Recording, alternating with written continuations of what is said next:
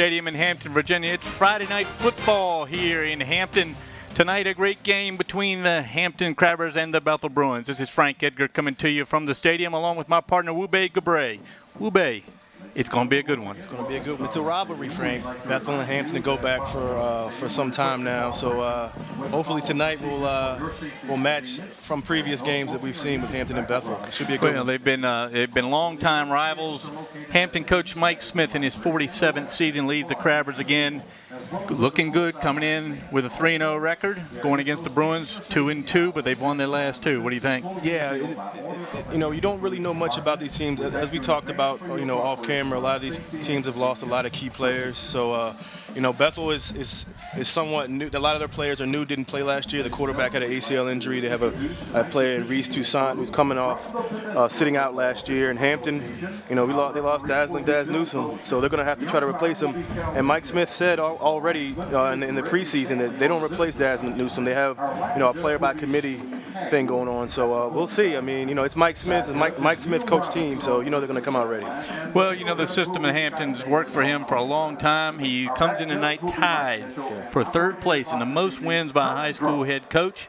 It's impressive. If he wins tonight, he moves into third place by himself. That's so right. Quite an honor. That's right. I mean, that's an honor itself. I mean, to know Mike Smith, and he's been 47 years at Hampton, I mean, that speaks for itself. Well, he's done a great job. Of course, he's faced the Bethel Bruins many, many times over the years in some really tight games. This, an early season contest, used to be worth a lot more when not everybody got in the playoffs like the new system. But still a very important game, and very important to Coach William Beverly and his Bethel Bruins. Well, Beverly's a Bethel graduate, so he knows the culture, he knows the system. He's trying to bring the Coach Kai's atmosphere back to Bethel. So I don't know if that's good or bad, but he's trying to do what he can. And they're 2-2 two games that they probably should have won, according to Coach Beverly. But they're 2-2, and this is a big test for them against Hampton tonight. Well, it's an early season game. This is September 22nd, so we're in the first few weeks of school. Bethel's off to a 2-2 start, but again, they've won the last two. Now, both teams have played only one team in common so far, the Warwick Raiders, which are a good program. They're a little rough this year, but it still has some key players. And the Crabbers had no trouble with them. The Bruins got a good win on a couple of interceptions for touchdowns. Yeah, they beat Warwick 21-14 on a blocked punt and an interception, like you said, for a touchdown. Hampton beat Warwick 28-0. It was a close game early. So, I mean, it's always tough to gauge a team playing somebody else when they're playing. But, that's the only common opponent they have. So, we'll see. Well, the good news for you and me, we have uniforms where the numbers are readable tonight. The Crabbers in there traveling white with the red numerals. The Bruins were beginning to look more like the University of Oregon with a different jersey every night. Tonight, the black jerseys with the gold helmets and the gold numerals. Good matchup here. The temperature has dropped about 5 degrees, 10 degrees since the sun went behind the trees. It's a very pleasant night for football. Hope all the fans can get out here. It's a little bit of a late arriving crowd tonight, but it should be a good contest and worth the trip down to Darling Stadium on what is a glorious late summer evening. Yeah, compared to the weather we've gotten the last couple of weeks, this is definitely some good weather, some good football weather. Got some veteran officials tonight. Referee Bill Dozier and umpire Calvin Hill. And you hope you get to see the rest there. Scott Davis, I know, is one of the back judges. It's, again, a veteran crew. These teams benefit from having the good officials we have in the Peninsula District, and they I think, some of the best in the state. So it's good to have all those guys back with us. Teams now getting ready to play this game. I'm excited about getting started this year on LSC. We got some good games coming up. We're going to be on the air, I think, once a week for the next few weeks. That's so join us on Friday nights. I think we have one Saturday as well. So I hope the fans come out and support us here in the stadium and then watch us during the week. We enjoy having people here. There's a good crowd on the Bethel side. Well, Hampton, Phoebus, and Bethel all made the playoffs last year. Kickintan's the only team in the Hampton system that didn't make the playoffs. So, 3 out of the 4 teams are in the playoffs. Hopefully this year all 4 can get in. And Kickintan took a tough loss last night. They did take a tough loss. And Greg Coley's he's got a challenge this year. He's got a little bit of an enigma over there. He's won a couple of games and lost a couple of games not well. Yeah. So he's really struggling to see which team he's got. And then the Phoebus Phantoms undefeated, looking good. Yeah, looking good. As always, good program down there. Crabber captain out, meeting with the Bruin captains. Cam Stevenson, the quarterback for the Hampton Crabbers, out. Coach Mike Smith thinks the world of Cameron Stevenson, and it's his second year in the starting role this early in the season. Last year he started early, replaced early on by an upperclassman, and then came back and had a tremendous playoff game. Suffered an injury, they had to get him out of that, but he really made one beautiful throw that brought the Crabbers back in it, and again, an exciting athlete to watch. You mentioned a few of the Bruins that we keep an eye on. What are you excied to watch tonight? This is the first time we've seen Bethel live. Reese Toussaint, who did not play last year, he had academics. He sat out for academics, but Reese Toussaint is a player we need to watch for Bethel. Dynamic player, sort of a Daz Newsome type, all over the field. Doesn't really have a position. They just call him an athlete. And Keyshawn Storm is a running back who played last year. Didn't play as much, more of a limited role, but this year he's a starter. So, you know, again, Bethel, they have a lot of seniors, but a lot of them didn't get much playing time until this year. So we'll see. That's why they're somewhat inexperienced. Well, the one thing that Coach Beverly is pleased with is the play of his quarterback, Kendall Hunt. And he's been a real good one, 6'1" senior, wearing numeral 5. But the guy you mentioned, Reese Toussaint, wearing number 1. So 2 number 1s to watch, one on each team, wearing what we call affectionately the old Ronald Curry number. It's quite an honor in the Hampton High to wear the number 1. Bethel is the same way, and then we see Toussaint leading his crew out on the field now for the kickoff. And Hunt suffered an ACL injury last year. That's why he wasn't able to play. So this is his first year of varsity experience. So the Crabbers coming off an overtime victory over the Heritage Hurricanes, 28-26. And the Bruins coming off a tough win over the Warwick Raiders, 21-14. So they should be sharper, certainly, after a good week of coaching. We'll leave it at that. Yeah, absolutely. Crabbers seem to be still gathering on the field here. And Bethel Bruins ready to go. Clock set at 12. And we got some discussion down there about what's going on. Coach Danny Mitchell, longtime assistant coach with Mike Smith. Played for Mike, came back, coached for Mike. I believe in 77 or 78 he became the assistant football coach and the head baseball coach. Does a great job. So a little discussion on the Hampton side. I don't think Mike Smith's too happy with his squad. Yeah, we'll see what's going on. Well, both these teams, I'm sure, are anxious to get going. It's been a pleasant week weather-wise here in Hampton. We are fortunate we have dodged a few of the storms that have hit the rest of our country, certainly keeping our folks in mind. We have a young man from Hampton High School, Matt Johnson, lives in St. Croix. Okay. He and his sailboat survived the first one and then took a direct blow from this latest one, and hopefully Matthew is doing well. I'm told he's doing well. I'm not sure how his sailboat did. So tough week but for the people in St. Croix, but hope they can catch a little ball game here on LSC. Well, the Crabbers decide they're going to get off the field now and get ready and send 11 out for the kickoff. There's a question about the time of the start. And according to the officials, that is now. So they're going to get ready. So, Frank, first game of the season. We had a great season last year. This is our first game. What a game to start our season on the Well, it's been one. I want to thank you for the new banners, by the way, Wube. Wube has been getting our booth ready and thrilled to be up here. We have the great Jim Schaffner over here on the loudspeaker at Darling Stadium. If you live close by, you know Jim every Friday and Saturday night. Yeah, well, Matt Hauser, I want to thank him. He's the graphics he's the expert that got this done for us. So it's just wonderful, and so we're pleased to have all our crew surrounded by LSC. That's great. Well, here come the Crabbers. So the 3-0 Hampton Crabbers come on the field facing the 2-2 Bethel Bruins in an annual matchup that has produced a lot of excitement over the years. I think we were saying earlier, Wube, that the Crabbers and the Bruins won the AAA state football champion 4 years in a row, 2 apiece, wasn't it? 74, 75, 76, and 77? I think you're right. You're right. Yep. Bethel 76 and 74. And in Hampton 75, 77, that's right. And so you imagine what the district game was in that year. Oh, my goodness. Well, remember Coach Beverly talked about them losing 10-0. Husted with a field goal and an extra point. Benny Kavoda is going to do the kicking for the Crabbers. Numeral 99 on his back. Here he comes. And we're underway. It's a good kick by Kavoda, and it's that's number 32 Yeah, and I think is that Jonathan Saunders? I couldn't see the numbers. Jonathan Saunders on the return. Ball came loose there right at the very end, it looked like, but he was able to fall on it. So 1st and 10 for the Bruins. So we get a good look at the Hampton offense, Frank, for the first time this year, led by Kendall Hunt. Again, he suffered an ACL injury last year, so this is his first year at varsity. Yep. And look for Kashawn Storm, wearing numeral 4. Sean 5'11", very quick, good running back. And they've got a bigger line than they usually do. We saw the line called out when we were on visit with Coach Beverly. Here they go. So Hunt's in the shotgun, more that that spread offense that a lot of teams are running now. Toussaint in motion. This time he gives it to Toussaint on a sweep. A little bit of blocking. He has some room, but he gets knocked out of bounds. Hard hit.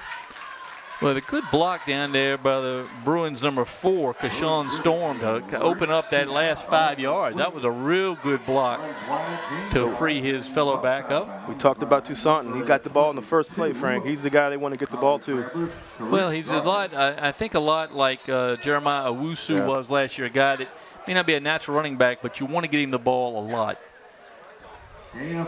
6 on the play, 2nd and 4. So that first run was a 6-yard run by Toussaint. So it's going to be 2nd and 4 for Hampton on the 31. Now Bethel and Coach Beverly very excited. If he can get Hunt, Storm, and Toussaint going here early, he wants to get a lead against these Crabbers.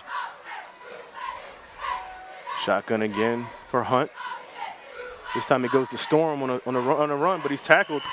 And he tackled, smashed the ground by Tyreek Coleman, 6'2" senior, number 77. And Coleman just coming back from an injury. When we went to practice, Frank, he wasn't able to practice and play last week.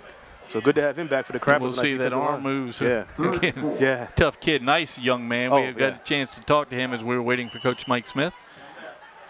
So it's 3rd and 4, no gain on the play. 11-17 first quarter. Beautiful night here at Darling Stadium. Hunt, shotgun. Looks to pass, is pressured, and he's going to be sacked. It's a one-handed tackle out there by the Crabbers, number 53, Orlando Robinson, 6'1", 186-pound defensive end, just a junior. Yeah. So no room there for Hunt, no time to throw, and the Bruins to punt. So not a good possession for Hampton on their first offensive try. Well, they got a good block on that, but they didn't have that extra block going up the middle against that tough Crabber defense.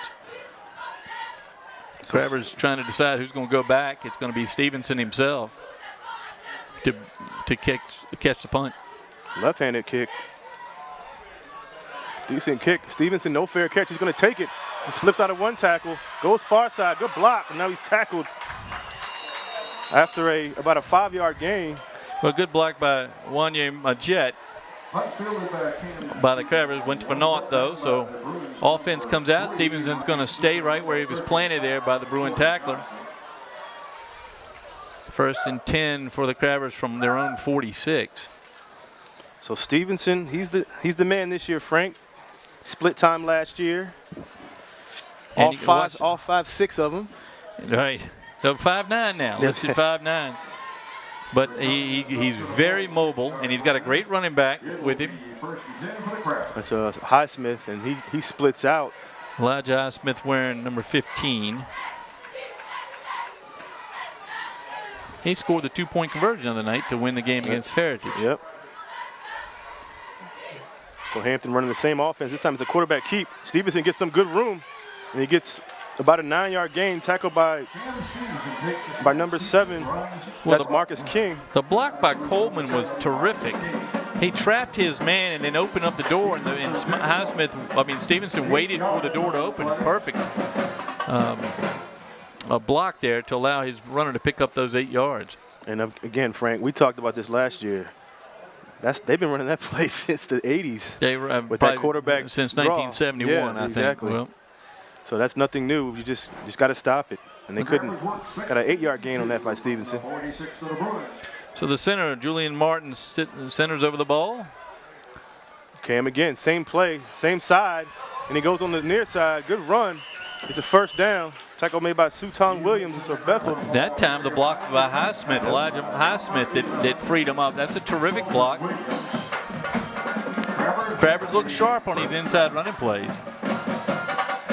Nothing fancy. Just right up the. Looks like it's almost like an off tackle. Coach Beverly said he wanted his Bruins offensively to play a little quicker. I think quicker than they showed in that first series. Yeah. The Crabbers playing about the same pace here, and that suits Cam Stevenson and his group fine.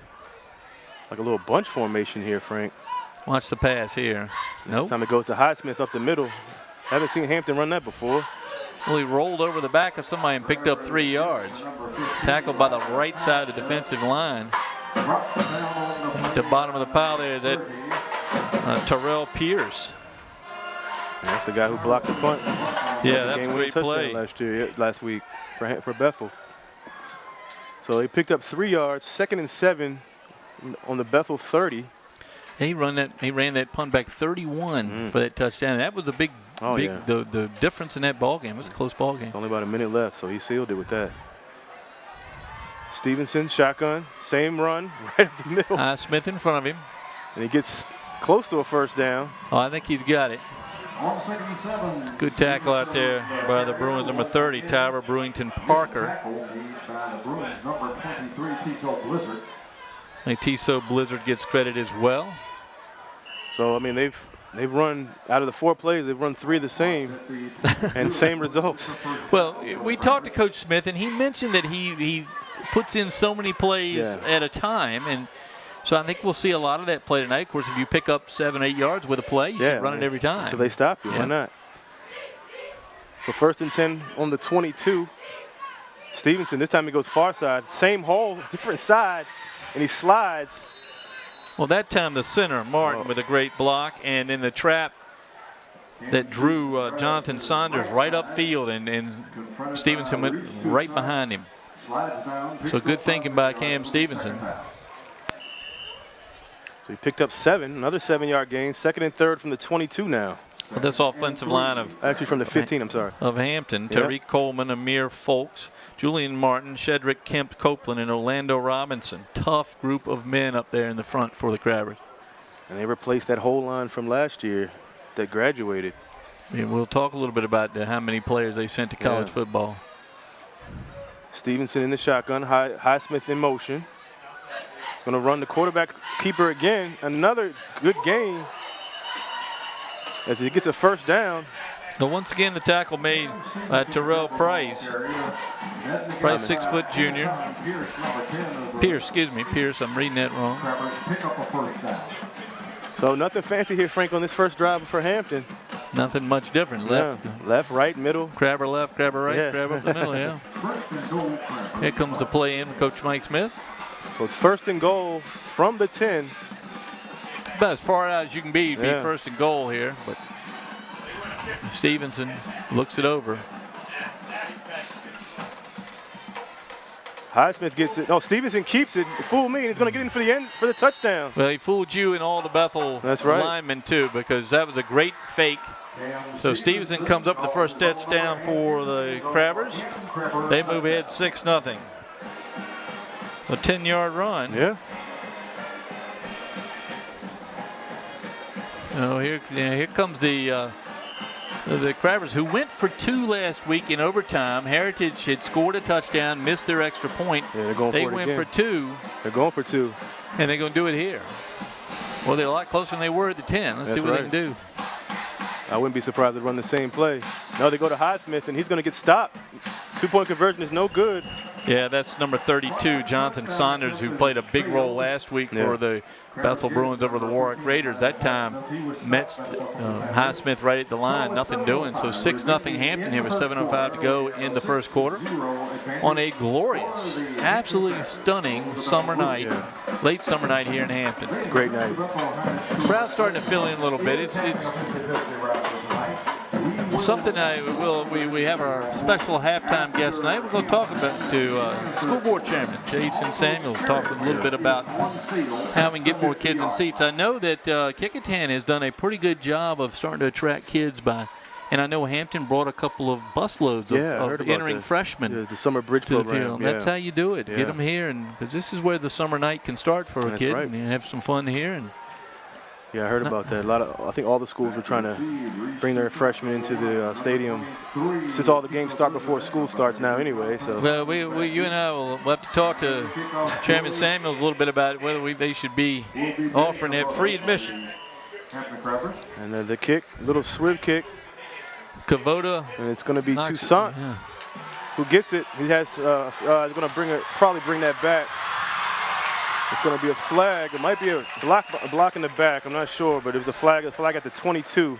Tyrone Newton on that. Excuse me, not Tyrone Newton.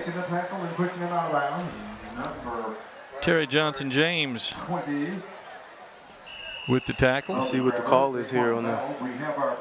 2 number 20s on the roster. One is Johnson James, the other Daquan Battle. Jim Schaffner went with Battle, so we'll use that. A Battle starting linebacker from Mike Smith. Mike Smith really likes him.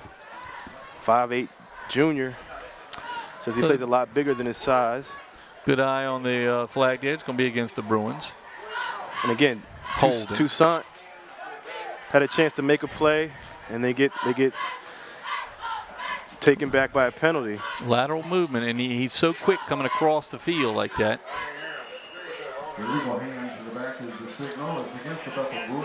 Crabber's defense over the years has adjusted to the pass-friendly or pass-heavy offenses. Yeah.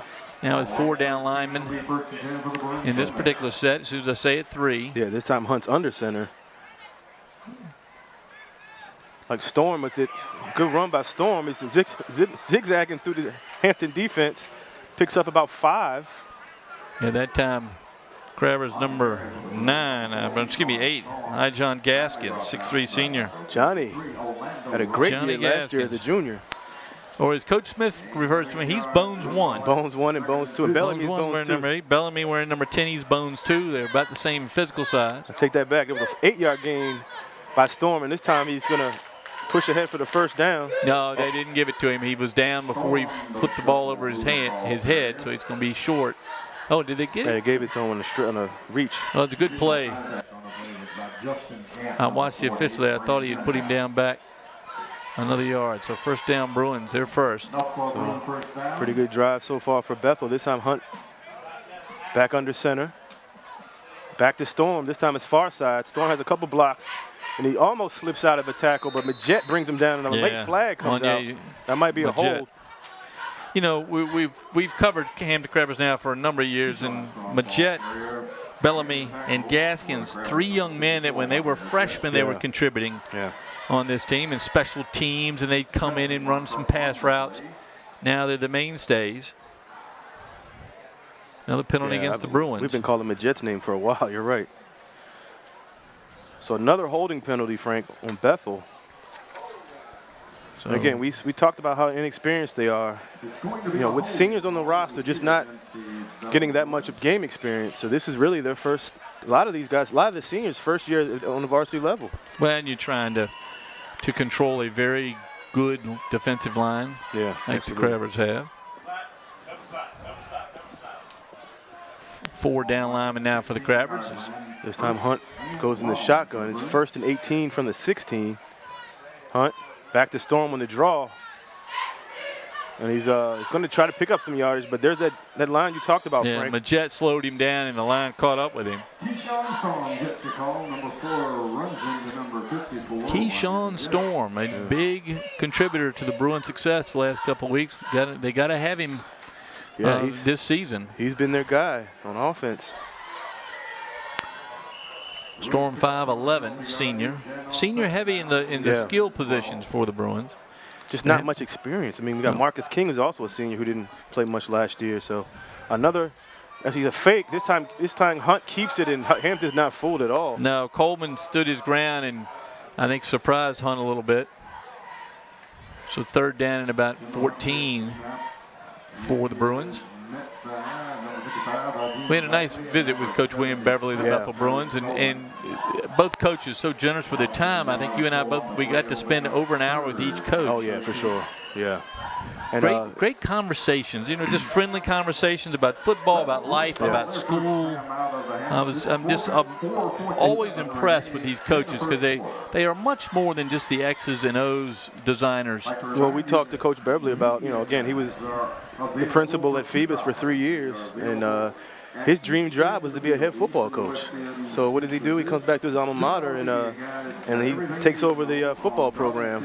And it took a massive pay cut, but he told us, Frank, do what you love and have fun with it, and that's what he's doing. Well, you and I both we share a little bit of what Coach Beverly believes in, which is the role of the athletic coaches That's right. in the lives of these young men and women, and the guidance they can provide, and you get good guidance from both of these staffs, all their staff. Well, yeah, And Beverly is doing a fine job over there at Bethel. Home of academic excellence, as Principal Ralph Saunders would tell me to say. That's how he answers the phone, right? The home. Yeah. Of academic excellence. But yeah, Coach Beverly, he told us, he probably can reach the kids quicker and easier being a head coach than he could as a principal. So it's good to see him back at his alma mater and trying to put the Bethel program back on the map. Yeah, so. As Hunt back in the shotgun, he's going to go to throw. He's going to try to get Toussaint, double, triple coverage, and he almost makes the catch. And he's intercepted, and it's going to be picked off. What a play by Hampton's number 2, Javon Rodriguez. And he's actually the Bethel transfer, so he gets an interception against his former teammate. Well, he had it read the whole way. I don't think there was any surprise where that throw was going. And it may be a little bit underthrown, especially with the coverage that Rodriguez was providing. Javon Rodriguez, 5'10", 176-pounder. He's a senior.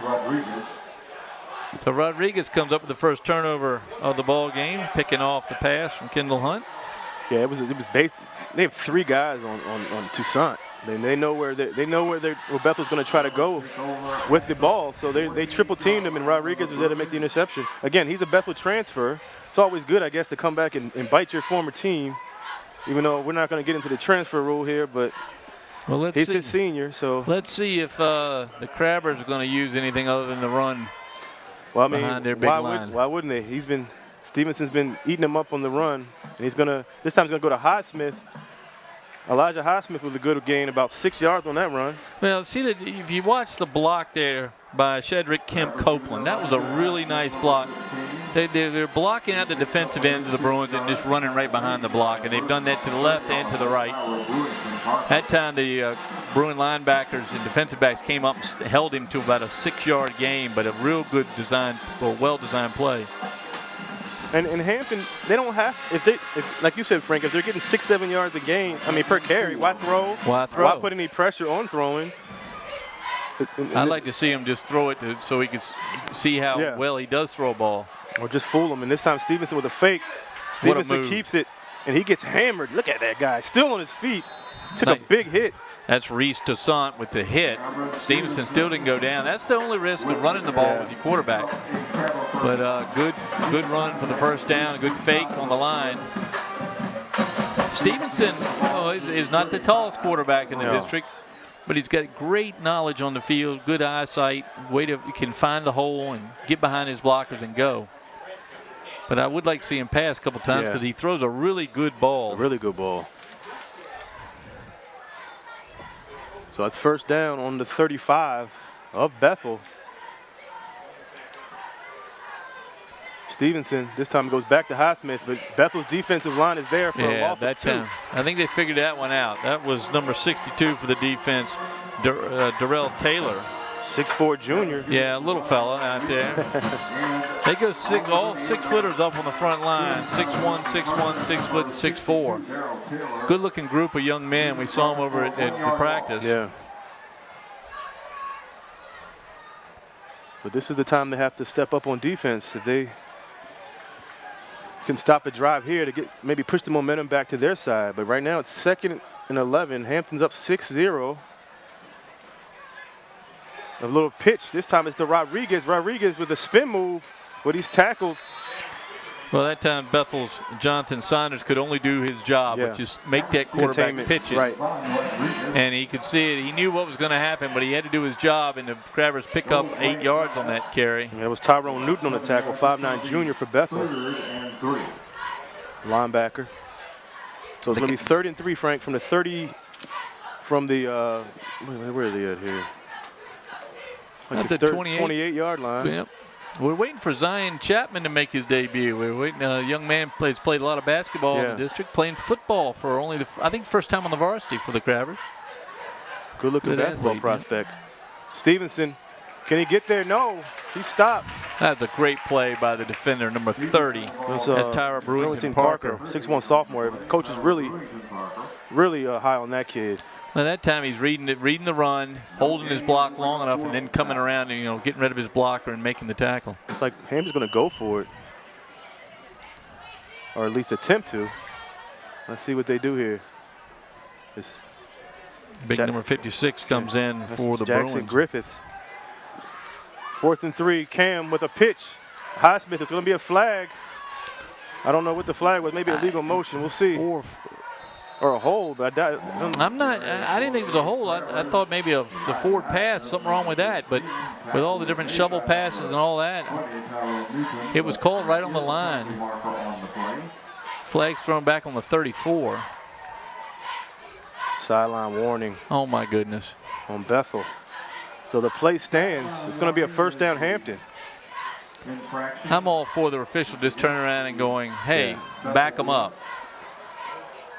And maybe he's already tried that. So 1st and 10 from the 18. Stevenson running the show. Has not thrown one pass. Stevenson shotgun goes back to Highsmith. He goes up the middle, but I thought he was brought down. He's still on his feet.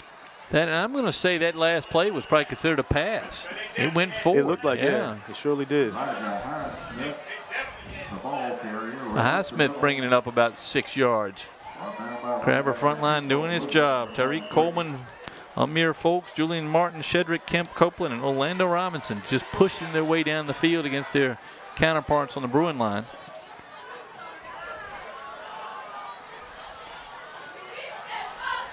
So 6-0 Hampton. They're on the 12-yard line. 2nd and 10 as the first quarter winds down. Goes back to actually Stevenson keeps. This is how he scored the touchdown. And he's not going to get around the corner. Toussaint and Storm bring him down. Well, you can see the speed there of all those young men coming out this way. Toussaint and Storm chasing Stevenson. Stevenson still picks up a few yards on that run. 3rd and 2? A long 2? And this is probably going to be the last play of the first quarter. 3rd and 1. So the ball will be brought down the other end of the field. We're at the west end here. Jim Schaffner says near the park. And the Crabbers are going to let the clock run out. 6-0 after the first quarter. Pretty good ball game so far, certainly from the Crabbers. They got to be pleased with the running game. Absolutely. Stevenson is just gaining so many yards on the run on that quarterback keeper, quarterback dive, quarterback draw, whatever they run, he's getting the yardage. So and Highsmith is doing the same as Stevenson. So I mean, Hampton's doing their job on offense. Great defense so far. Bethel had a nice drive on their second possession, but that interception stalled it. Probably need to go to shorter passes, try to speed it up. As Coach Beverly said he wants to do, speed it up. Well, and I think you'll see him go faster in the second quarter. That's a good shot of the Bruins. Yeah, they have the personnel to do that with Toussaint and King and Storm. But the Hampton defense tightened up as well on the defensive line. We talked about the defensive line earlier, Frank, with all the guys going to college. Justin Red, of course, Daz Newsom wasn't on the line, but he's at North Carolina. Justin Red's at Norfolk State.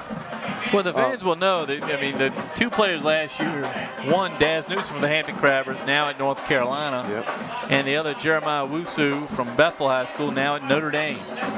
And I believe he is He's going to redshirt this year at Notre Dame. Which means he's going to be because he's a youngster. I know he won't turn 18 until November. Right. So he's still going to be a young man. So he'll get a graduate year out of knowing the Owusu family. He'll be in graduate school when he plays his senior year at Notre Dame. Absolutely. And they're going to be glad to have him for the next 4 years. Daz Newsom already making the otherwise disappointed fans in Chapel Hill happy. Had a 53-yard catch for his first touch of the ball in this year. It's a run by Highsmith, and he's going to get close to the end zone. He's tackled it maybe at the 1. Highsmith camouflaged behind his own players and just keeps his legs churning and broke out to the right side. Brings it down to almost to the goal line. Yeah, speaking of Dash Newsom, he came home last weekend to play Old Dominion with a 53-23 win. Didn't touch the ball. He had one carry for 11 yards. Yeah. Well, I don't know why they don't give him a lot of carries for 11 yards. The kid is fast as lightning. Yeah, he is. Here the Crabbers at the goal line. Cam Stevenson under center. It was 1st and goal from the 1. He's going to follow Martin right in, I would think. And he does. He that. does.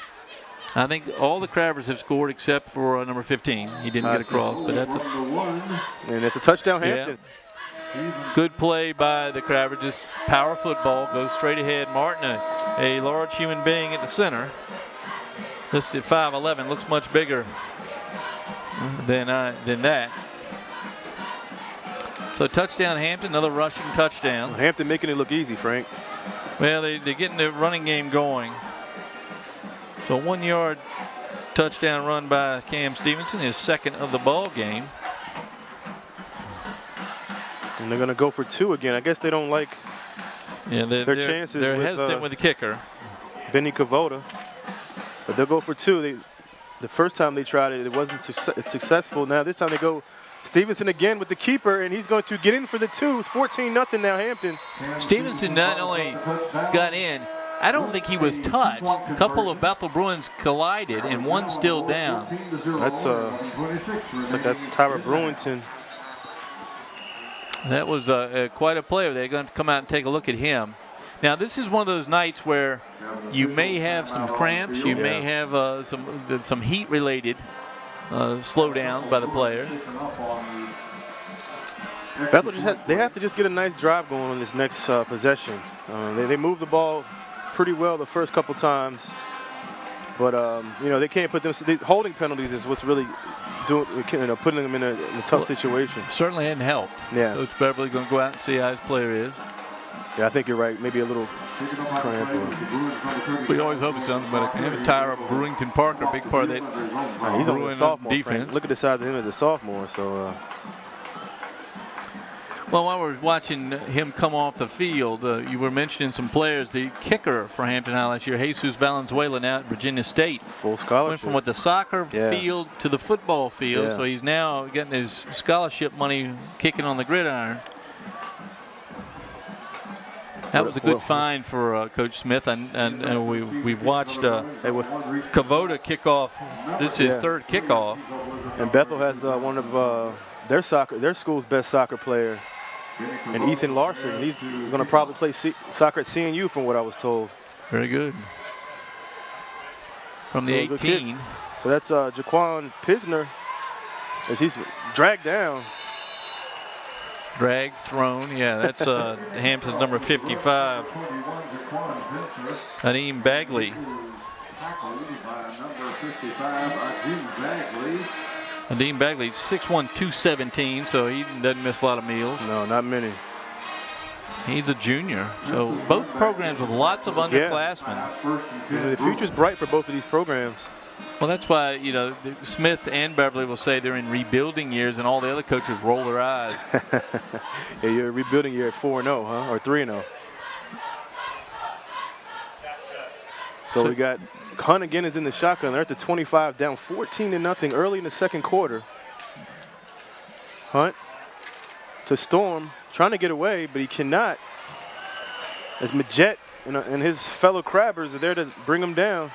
Well, Coach Beverly's going to dance for the one that brung him for a while and try to get this running game established. If he can't, you may see a lot more passing from Hunt. He's been pleased with Hunt's arm. And number 44, Samari Smith. So they lost 2 yards on that one, Frank. So it's going to be 2nd and 12 from the 23. Now, Bruins line not quite as tall as the Crabbers, but they probably outweigh the Crabber counterparts. 2nd and 12, Bruins. See if they can get some movement here and make a little hole for the back or the quarterback. Goes back to pass, and like you said, a little short pass, intermediate pass intended for Marcus King. Yep, guard over there by Marquise Jones, 6-foot senior. And now they're in a situation again, Frank, where it's 3rd and long. I would think that's the kind of pass that they want to succeed in, and this is the kind of speed they want to play with. If you notice, the Bruins are ready to go.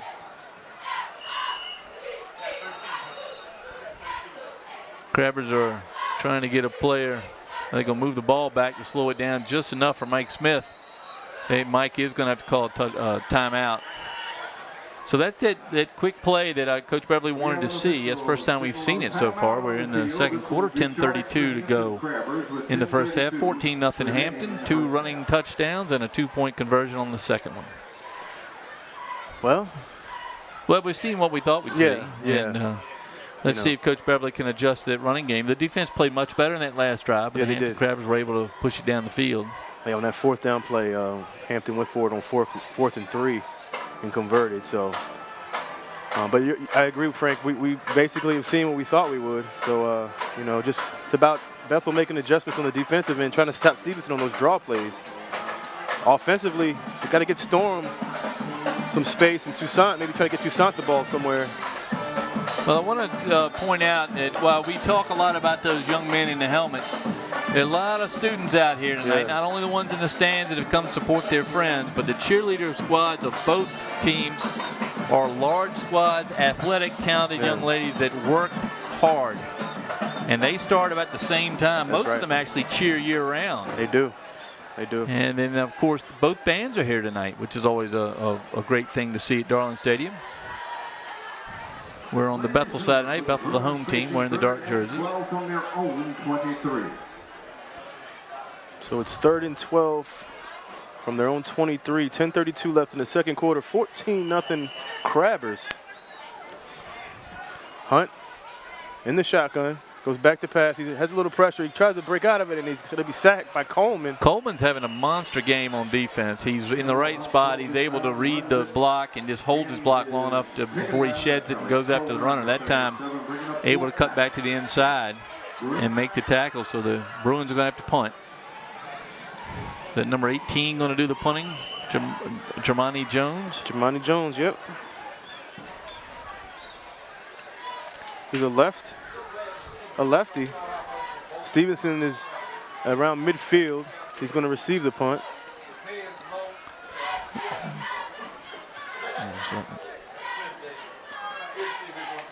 He's a senior, 6 foot, 130-pounder. So he can put all 130 pounds in his boot because he wants to push the Crabbers back as far as he can. Hot snap. Almost blocked. Stevenson's going to let it bounce. Take a Crabber bounce, and it goes. Toussaint downs it. And the ball doesn't make it cross midfield.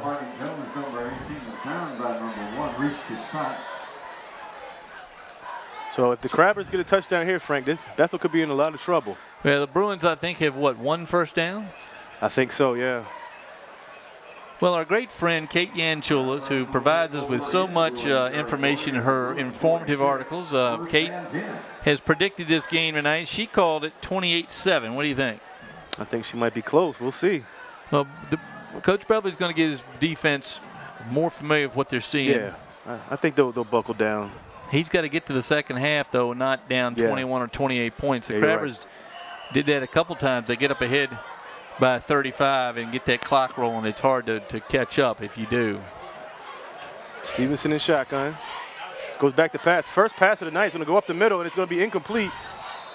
Had the man open, had 1, 2, 3 men open, and missed the intended target. He missed Groggins. He wanted Groggins in the flat. I think you want Groggins or Bellamy on every play. You'll see 10 and 8, and if they didn't have numerals, you think the same guy. Yeah. Both 6'3", both seniors. We'll have to start putting like a spray paint on one of their shoes so we can tell without seeing the numeral. So his first pass is incomplete. Maybe shocked Bethel a little bit on that one, as they've been running the ball the whole game. Let's see if he goes back to the run or he keeps taking a series here and trying to pass. Nope. This time Stevenson goes far side, and he has a lot of room. And this time he's going to get out of bounds at around the 20.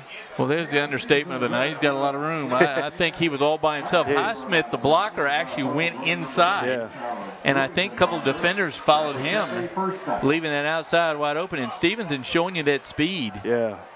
That's going to be mighty hard to defend when he's hard. that quick. He's fast. He's very quick. He's a tough young man, too. And you could see his arm. Even though he overthrew his receiver, you can see how strong the throw and what a good pass he can throw.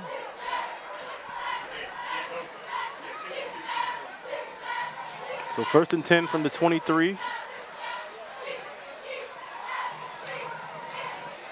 I'm sorry, from the 29. Stevenson back to Highsmith, up the middle. The backs may had a face mask there at the end. That's the only thing I can think that where I saw that flag come in on the tackle. He may have brushed his face mask on bringing him down. Let's see what he calls it. Is that or helmet, unsportsmanlike conduct maybe? It's a hard rule for these officials to call that helmet contact. I'm watching the college level, and it's near impossible. Personal foul. That's what it was, yeah. Yep, against the Bruins. So they've put themselves in a bind. They're going to be penalized half the distance to the goal from the 28. So it's a 14-yarder probably, if I calculate half of 28 correctly. By the Crabbers and will be marched off. Boy, no, they took all 15, didn't they? That's a tough penalty for Bethel. So that puts the Crabbers right there on the 10. Yeah. So it's going to be first and 10. goal. Yeah. No, it's not quite. Oh, so it's going to be 1st and 10 from the 12. On the 12-yard line. Stevenson keeps it this time. This time Bethel's all on it. The helmet flies off. Yeah, but that was a great read out there. That's Brewington Parker. Calling his name a lot tonight. We have. Well, in that time he stayed home. Yeah. And anticipated correctly. So loss of a couple yards for the Crabbers, about 4 yards. Yeah. So a real good defensive play by the Bruins. Ain't going to need a few. It'll be 2nd and 13 for the Crabbers. So it's going to be 2nd and 13 from the 15. 3 receivers right, Wube. And we got Bellamy is in the slot. He's going to pitch it to Highsmith. He loses it. It's a fumble, and looks like Bethel. Did they recover it? We're going to find out. Tough pitch because it was behind him, and not a great pitch from Stevenson. Although I think Bethel got the fumble. Yeah. Huge turnover. And Highsmith be charged with the fumble, but I'm not going to blame that on him. That was a bad pitch. We probably got that on replay where we could see the pitch was a little bit behind him and turned him around. I guess they're going to some kind of discussion here.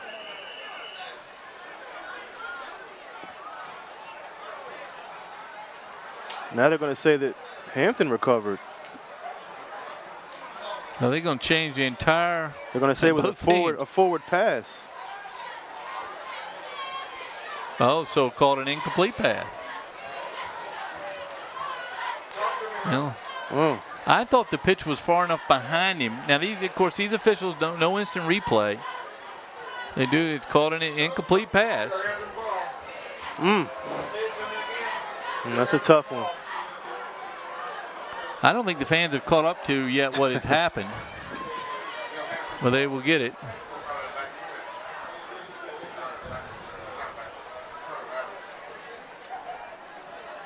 So we'll have to keep an eye on that. That was an interesting play, but Crabbers retain possession. They're still 3rd and 14, but they have the ball.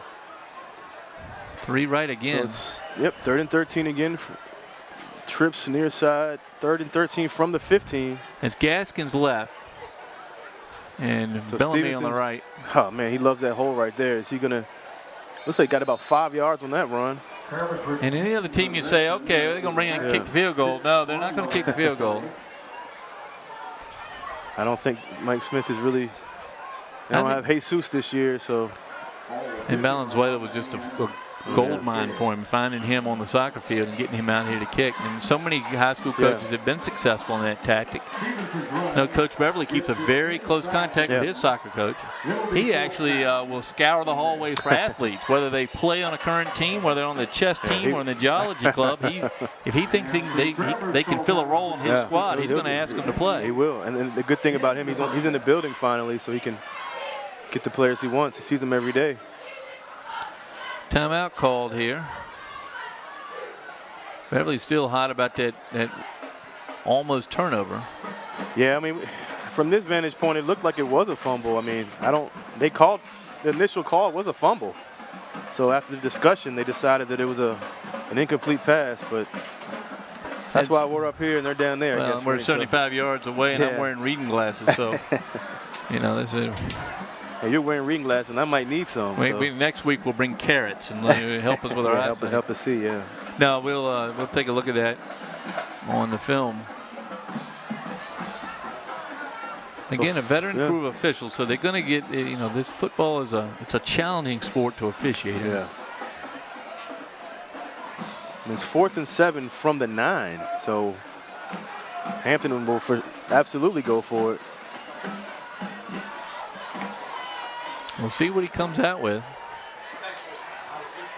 Now you're right. He's loved that hole right off the left, off the right, and he's on that left hash mark. So he's got room wide right, and he's got 3 receivers over there.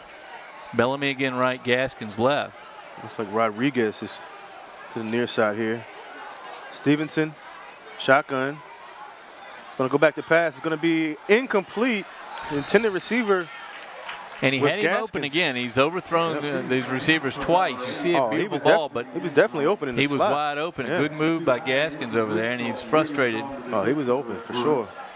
Well, bad pass, but when you only throw 2.5, it sometimes takes you a while to warm up. Yeah, the rhythm's off. So the Crabbers going to turn it over on downs down at the 9-yard line of the Bruins. So they haven't really done the Bethel Bruins any favor other than not score. Absolutely. So they have the ball on the 9. Bruins will take over 1st and 10 from their own. You'll notice a lot of both teams have several players that play both ways, Gaskins and Bellamy in the defensive backfield for the Crabbers. Kendall Hunt again trying to turn something into points here for his team. Hunt, back to Storm. Storm saw something. He's trying to cut it outside. Oh, he would have got some yardage. But he was tripped up by, looks like Gaskins was in there on that one. I was going to say yardage, if not for the block in the back by which turns into a brilliant block. Yeah. I mean, no flag. I think that was Bethel's number 5. No, it wasn't Hunt. Who was the blocker? It was 21. I got to give him credit. Just came in, whoever just got away with it, he took out 3 Crabbers and only but a hand brought his running back down. Like officially, they gave him a yard on that run. So 2nd and 9 from the 10. Timeout Bethel. So their second timeout of the half. Because I think that one we had right before the turnover on downs was the first for the Crabbers. 7:10 to go in the second quarter here at Darling Stadium on September 22nd, a beautiful late summer night. Well, I think I heard the other day it was late summer, early fall. Yeah. We maybe here's a replay here. You see the block up front and the block. 35. 85. Yeah. Bethel's number 85 is Antoine Luster. He took 3 Crabbers down, but just a little late as the Crabbers able to get the hand out and make the tackle. The Bruins going to talk it over. It's an important series here. They trail at 14-0 with about a half the time gone in the second quarter. Jason Samuels, if you're waiting for our halftime interview, as I'm sure so many of you are with bated breath to wait for our interview, we have Jason Samuels, chairman of the school board, with us tonight. Ask him about all those academies he's instituted, or how in the world they get all those kids on buses in the times they do. That's a whole logistics nightmare I wouldn't want. They do a great job, though.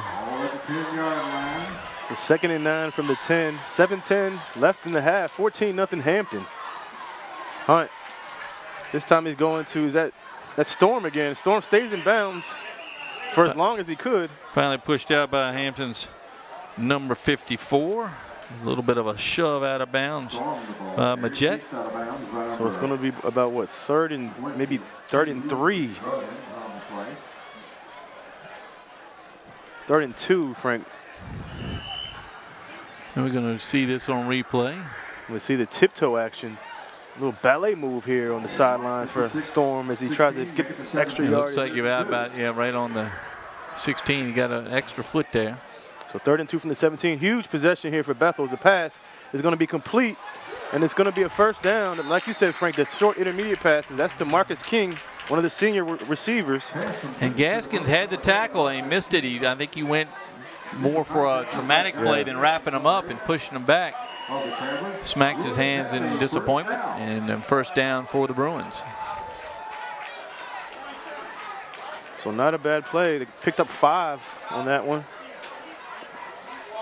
1st and 10.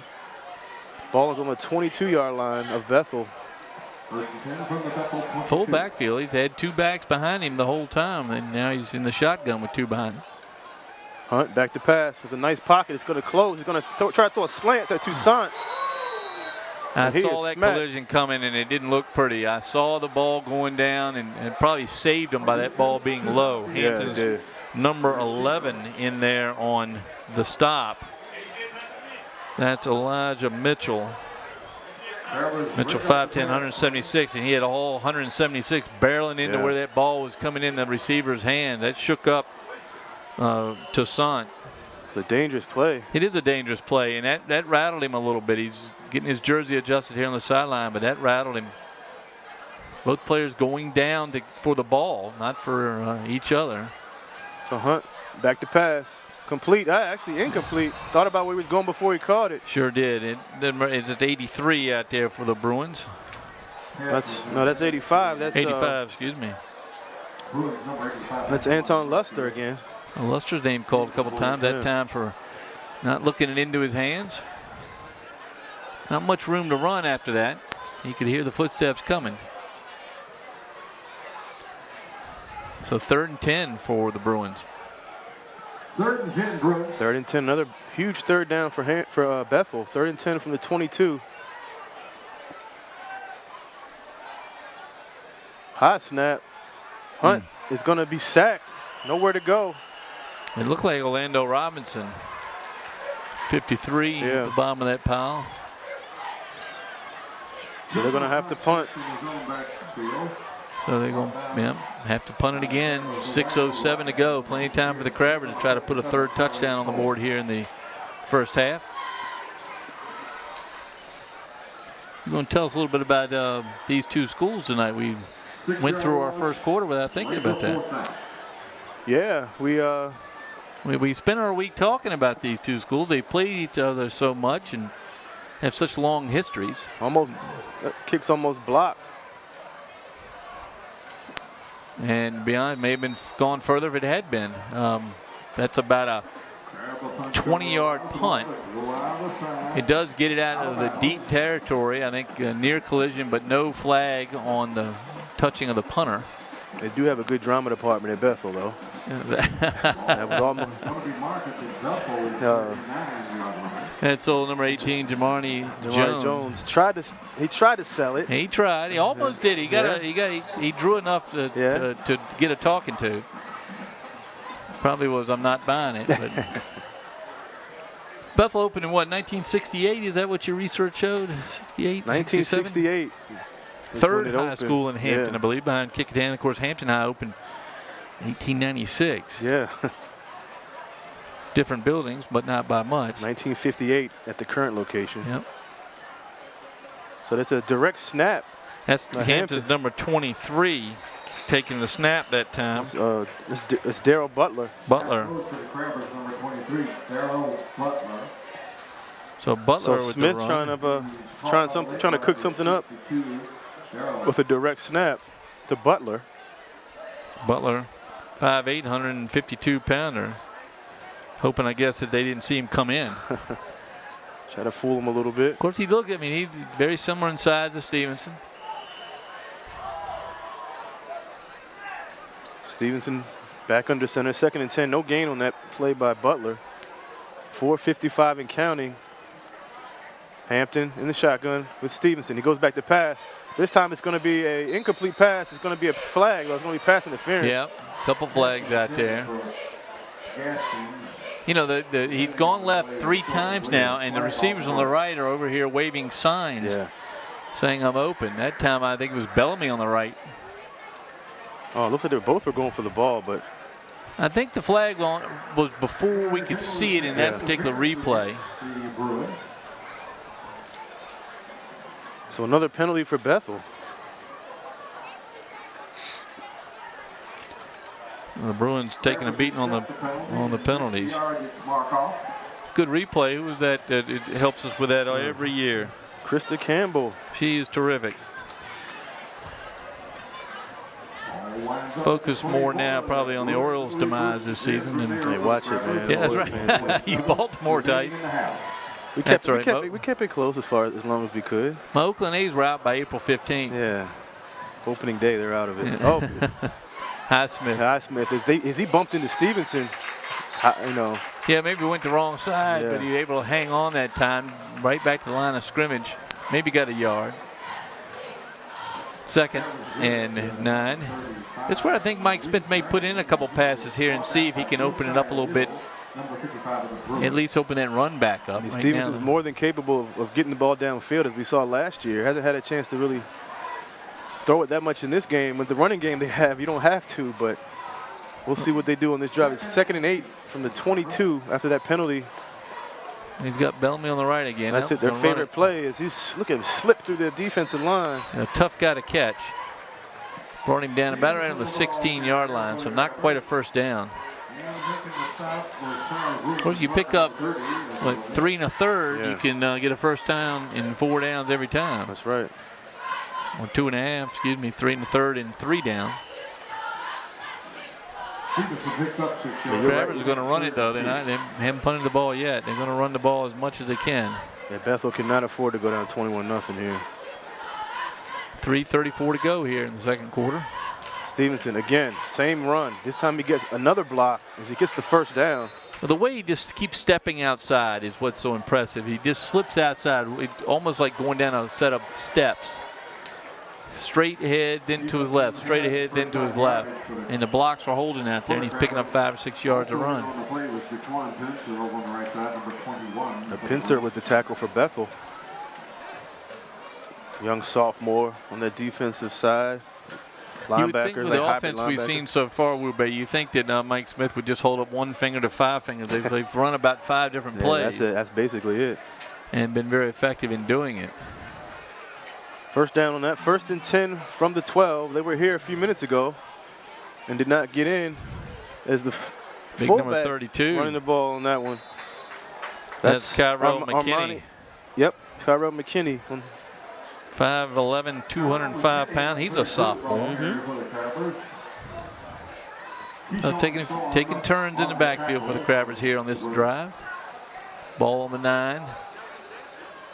And the clock running, 2:34 now as the play comes in at its own pace. Mike Smith having a full-blown meeting with Cam Stevenson that time. Yeah, he's known for that. Quarterbacks come to him and get the play call and run back in. You have to ask Kate Yanchulis, when's the last time Timeout Hampton that the Crabbers win a game without having to delay a game on offense? Even the great Ronald Curry came to the sideline every play.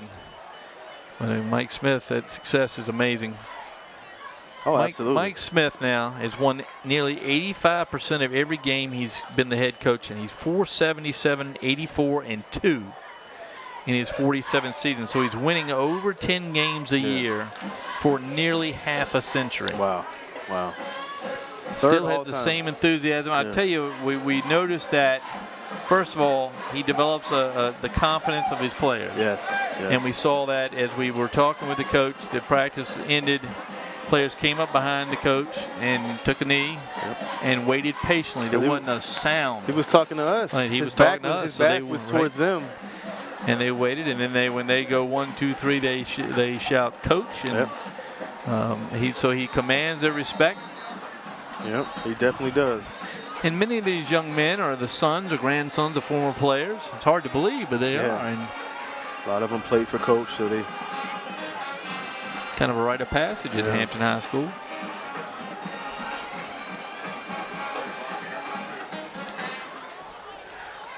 So after the timeout, it's going to be 2nd and 7 on the 9. Two receivers on each side. Rodriguez and Bellamy on the right. Gaskins, can't see the other number on the left. Oh, same play. Surprising they're going to run. That time, they're charging through the line was Bethel's number 23. That's Tiso Blizzard. Talking about a family name from Bethel High School. Blizzard? Yep. Oh, my goodness. Of course, Bobby played at Hampton with Ronald Curry. Yeah, and I think this is the other Blizzard side. This is the Blizzards that I went to school with, contractors around the area. Great family. Yep. We'll have to try to meet the young man. Blizzard and Baycoats went deep in Hampton for sure. And particularly at Bethel High School. That's right. So 3rd and 8 from the 10. Back to pass. It's going to be incomplete. No flag. Well, he's thrown Almost the same intercepted. pass, I think, 4 times now. That time, the receiver was on his way to the ground because he'd gotten behind the defender. There was no chance. You see him open, but not open there. The defender just stood still. So good play back there for the Bruins. So it's going to be just going to be a 4th down play for Hampton. They're obviously going to go for it. It's a minute, 1:30 left. They have gone left for the last 10 minutes. Let's see if they'll come right here either with a run or a pass. That's the wide side of the field. I wouldn't be surprised if they ran Stevenson. Oh, Rodriguez is in motion. They're going to try a pass. It's going to be thrown out to Rodriguez, but he's not going to go anywhere. Bethel stops again on 4th down. Now, but the Bruins read that all the way. A little bit slow to developing for the Bruin number 21, Jaquan Penser, with the nice tackle, 5'8" sophomore for the youngster. So the Grabbers turn it over on downs. So Bethel's defense, I mean, you talked about it earlier, Frank. They had to come up. They did. They had to give their team a chance to get into the locker room. I mean, for whatever it's worth, if they don't get anything going with 1:23, at least they can say, hey, we got 2 defensive stops on 4th down in the red zone. And now we can focus a little bit on our offense. So Kendall Hunt looking good back. I mean, he's not rattled. He's still very patient. Trying to figure out a way to pick up a chunk of yards. Hunt back to pass, almost incomplete as Storm gets it, and that's not a positive play there for Bethel. No, that's when Storm had to go down to pick the ball off his shoe tops. That bad sign right there, because it slowed him down so much. He had no momentum going forward. So 2nd and 14. As you see here from ground view, look how long. Just threw it down. And right on it there, the Crabbers. That's Coleman again. Yeah. They keep going at Coleman's side. He has done nothing but stop them all night long. I wouldn't be surprised. They just kind of clocked it. There you go. Yeah. Problem is, Hunt just got clocked. So Hunt just tries to just take a knee. He's just going to try to run the clock out here with 30 seconds left. And after that hit, he may want to take a knee and let them regroup in the locker room. Yeah. That was Crabbers, I believe, number 54, Majette, who just leveled him. He's been all over the field once again. Problem is the quarterback, if you get your feet tangled up but not down yet, you're a sitting duck. And that time the duck got hit. So the Bruins are going to let the time expire here in the first half. They trail at 14-0. So I know you don't play for moral victories, but I would say that the last 2 possessions on the Bethel defense is definitely a moral victory for them going into the locker room. Could be worse. It could be. It could be. Well, the Crabbers lead at 14-0. We go to halftime. We'll be back with our guest, Jason Samuels, in just a minute. Stay with us.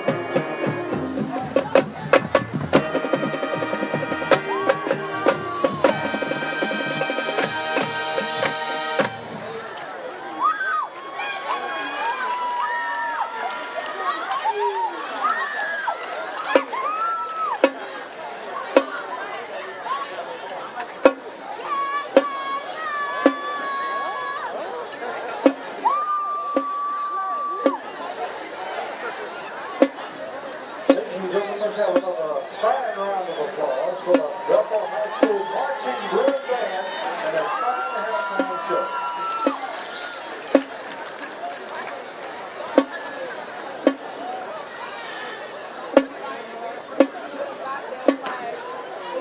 Ladies and gentlemen, got a score update for you. Up at Todd Stadium, Stevens versus Warwick. The Phantoms are up 13-6 at the house over Warwick. In the Denby versus Gloucester contest, the Dukes are up 37-0 over Denby.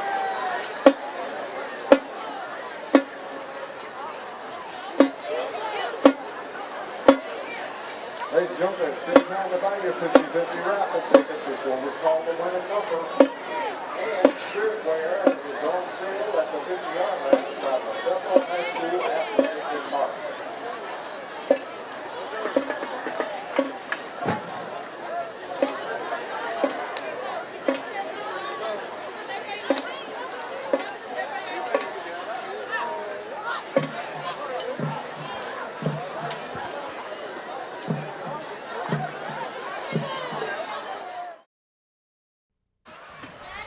Welcome back to Darling Stadium here on this beautiful Friday night in September. Hampton leads this ball game 14-0 over the Bethel Bruins.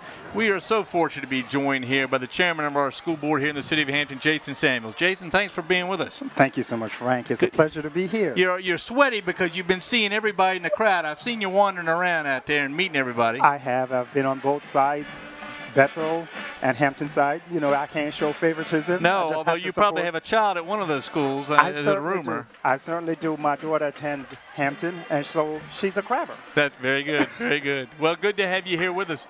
Yes. Sports in Hampton City Schools, what do you think? It's still... It is so still important. a good part? It's still a good part of the students. It keeps the student engaged, and that is something that we need to continue to invest in, Frank. Make sure that our students not only engage academically, but when it comes to our sports, because it's another catalyst for them to utilize that to possibly move on to college and so forth. So we have to give them all the opportunities to be successful, and sport is one of those opportunities. Well, we certainly had a long history here of sports in our community. Now, you've spent a lot of time on creating these academies. So tell the fan, and you got 30 seconds. 30 seconds. What you got in the academies at all our high schools?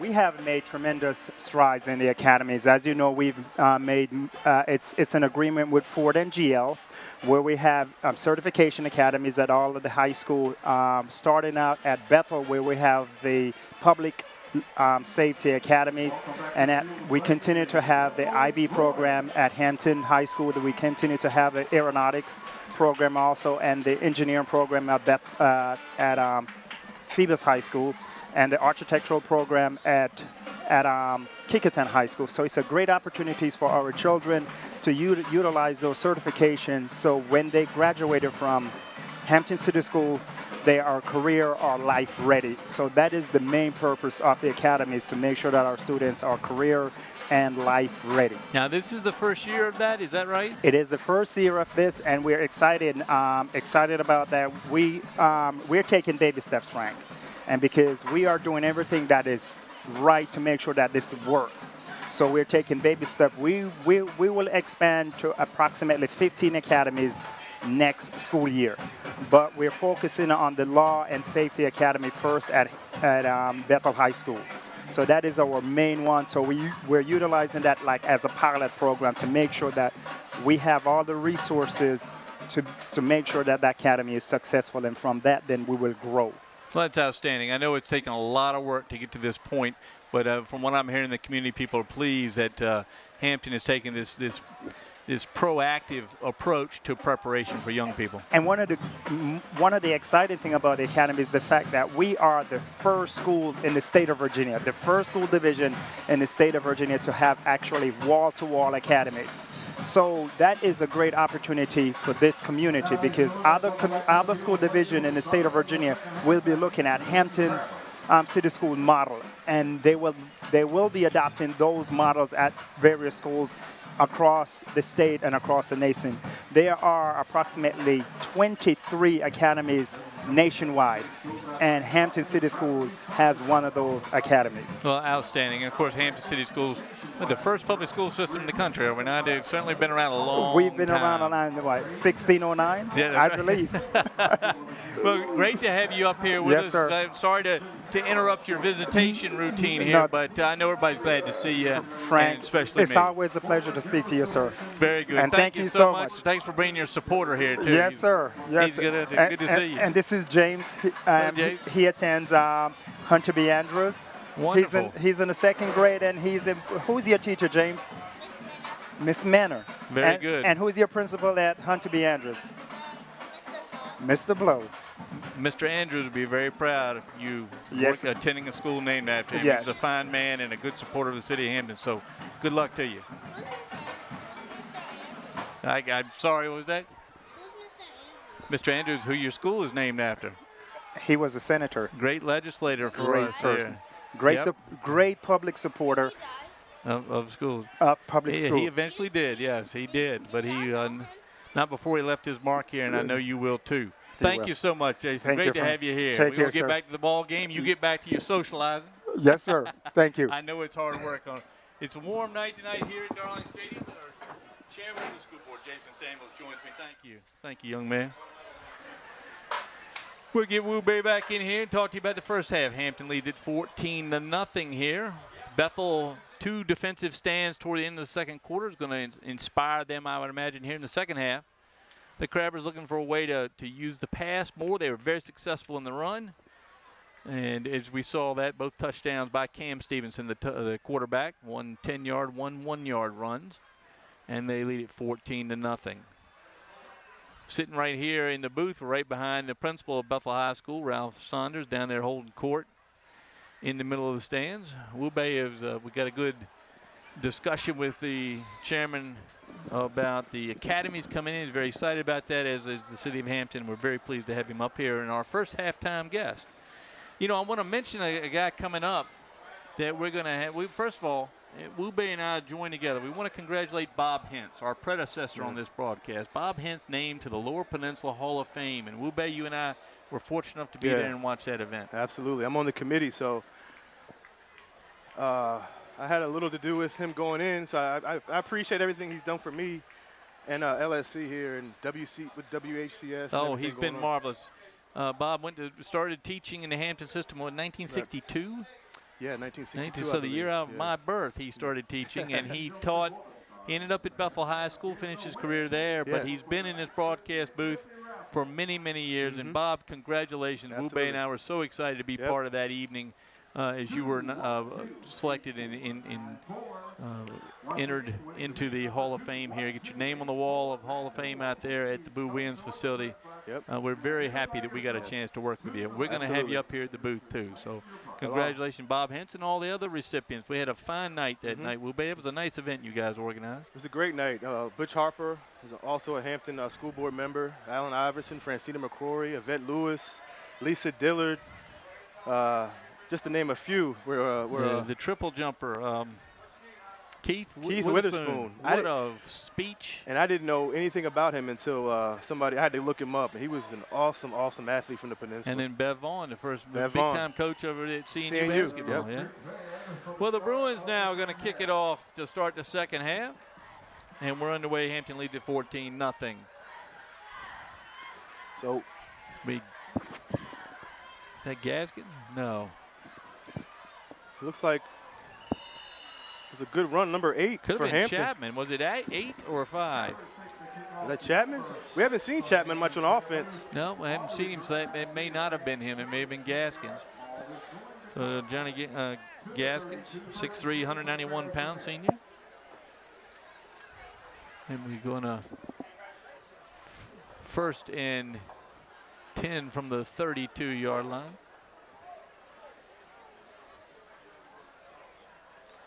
So here comes the Crabbers. Cam's right there.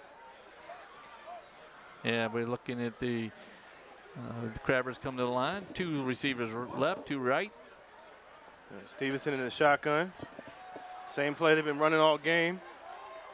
That one straight up the middle, the right of the center, Martin. So we'll see what kind of adjustments the Bethel made during the halftime break, Frank. Well, the defense came to life there in the second quarter and had a couple stops down deep in their own territory. Crabbers trying to put another touchdown on the board. They got two running touchdowns. Crabbers have run the ball all but 4 plays by my recollection. 2nd and 6 from the 36. I guess 5 plays because one of them was that lateral was considered a pass, incomplete. Stevenson back to pass. It's going to be complete. Actually incomplete. It's a flag. That might be roughing the passer. Maybe, but Bellamy wide open, had the ball and just juggled it and dropped it. Yep, roughing the passer against Bethel. So the Crabbers pick up yards, but Bellamy wanted that ball. He's been wanting a pass. He and Gaskins really the stars of the receiving A corps. low snap, and Bellamy, Just bobbled it right there. And good tackle. Yeah. It's Toussaint in his defensive role as the safety. So the Crabbers pick up the first down anyway on the penalty. The penalties continue to mount for the Bruins. I've lost track on my card about how many. That's at least 6.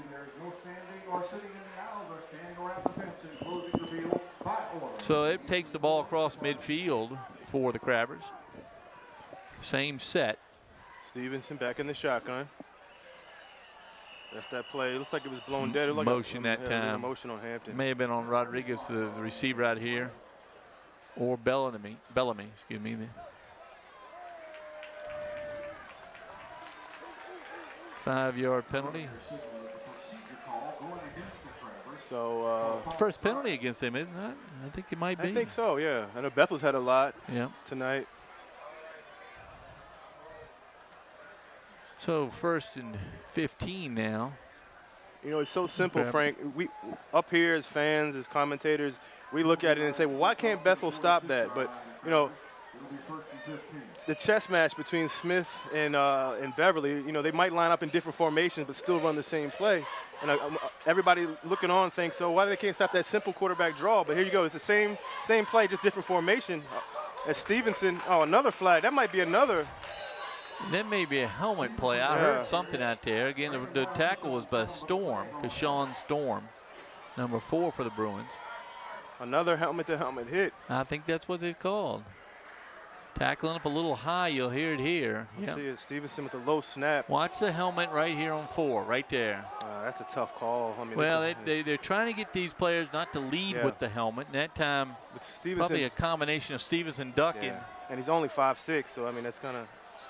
Problem is, if you stand upright and try to wrap up, you get rolled over as a defender, and that's a tough yet call. Another penalty. That's a tough call.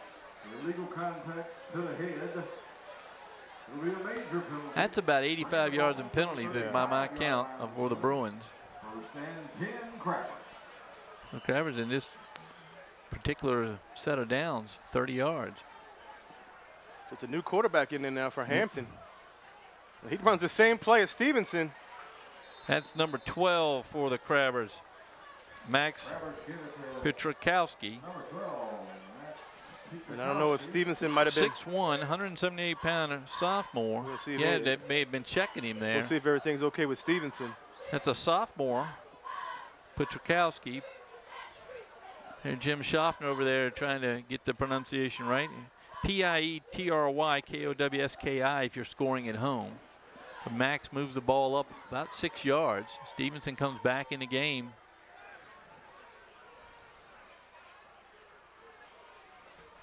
And he's at center. And he's going to throw.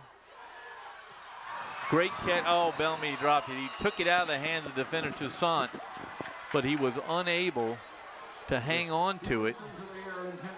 And underthrown by Stevenson that time. And Toussaint was actually the receiver on that play, and Bellamy was trying to play the defensive back. And Bellamy nearly picked his pocket, couldn't hang on to it. Bellamy wide open if you throw that ball a little farther because he had Toussaint behind him. So now 3rd down and about 5 for Toussaint with a great awareness. He turns around and locates the ball. And Bellamy still almost made a great play on it. That second, bobbles by Bellamy, that one, of course, you can understand. See, his main goal is to break up the interception. And Stevenson back in. Highsmith goes back and try a fake pitch. Stevenson keeps, and he has room up the middle. And his helmet comes off. That's a tough kid. In fact, he thinks he's still going. Yeah. Well, that's just simple. Watch him freeze the lineman, and we have the replay on that. The lineman is frozen by the move, and he cuts right back up in the hole. Here comes the play here. Again, because they steps up and then boom, and that's Brewington Parker, a very good defensive player. He's trying to cover 2 men at that point, and when he chose incorrectly.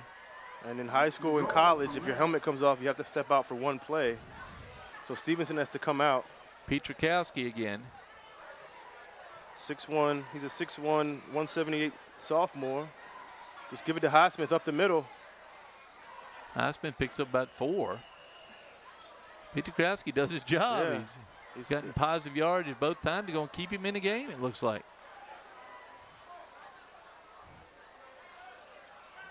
The young man gets to play. Maybe Cam Stevens getting a little breather over there.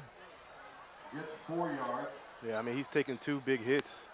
His helmet came off on the last play. Well, this will be a very important player for the Crabbers to have a backup quarterback to Stevenson. Oh, yeah. Because as much as he runs the ball, he's going to get worn down, and having somebody can come in and pick up positive yards for the Crabbers, very important piece. In the shotgun. 2nd and 6. He keeps, and he gets hit in the head. Took a big blow. I think he hustles. Well, she have to get the play in. Now Stevenson coming back. Oh, yep, Stevenson back in. So it's going to be 3rd and goal from the 5, and Bethel has been here before. Yeah, this is where the last 45 minutes of this game been played right here in this end.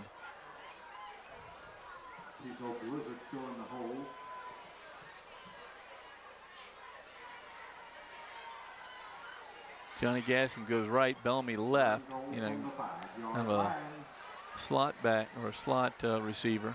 3 to the left. Stevenson, almost as they jump back. Timeout Hampton. Stevenson didn't like what he saw there. So 3rd and about 5.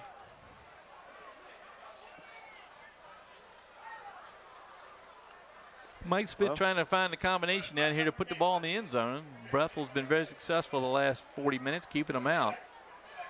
You know, it's interesting to see, Stevenson go out. He did mention he would play both quarterbacks. I mean, it's my first time actually seeing Petrakowski in there, but you know, he did say it'd be a possibility of playing both quarterbacks. And Stevenson, of course, if the helmet comes off, he has to come in. But Petrakowski came in actually before that. So. Well, he's got another senior, Marquise Jones, listed as a quarterback, defensive back for the Crabbers. The other 2 are sophomores. Petrakowski, Khalil Gunn actually listed as a quarterback, and he's a sophomore. He's got a few with that QB next to the name. Petrakowski, the only one listed just as a quarterback. Yeah. And getting some time for those backups, very important. Of course, Peninsula District teams look forward not just the regular season, they look towards the playoffs. So you'll see a lot of schools playing a lot of players early because they know they're going to need them in November. Right. We always said Phoebus High School, that was their one goal, was they always played in November. That's right. That's right. And they want to play that second week in December for the state championships. With the different divisions now, Phoebus dropped down one more division? No, there's still 3. There's still 3, Division 3, or Class 3 now as they call it.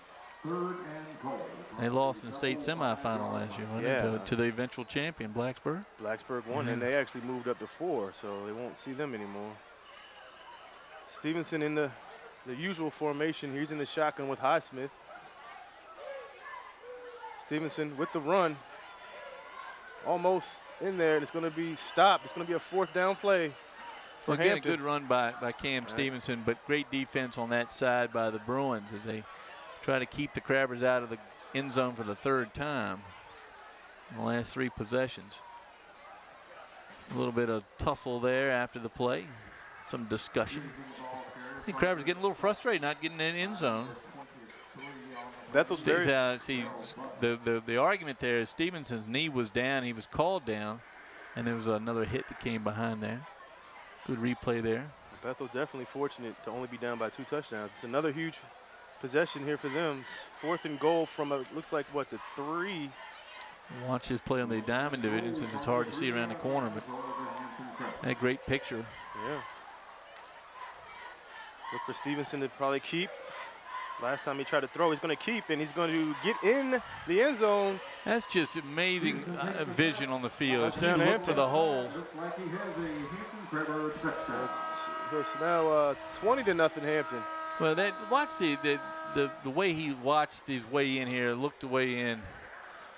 You see the one hole got bottled up Highsmith, there, a great block. and then he cuts back to his right. That was a great block by Highsmith. Yeah, the nice tackle by the Bruins, number 23, Tiso Blizzard, who's done a great job. He called his name a lot tonight, but not enough time and not enough room to hold him out of the end zone.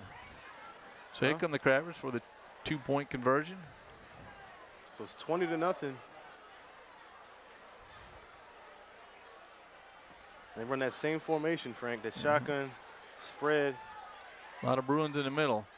A little pitch and a little shovel pass in for the 2-point conversion. So now it's 22-0 Hampton. That's Hampton's number 15, Elijah Highsmith, with his 2-point conversion.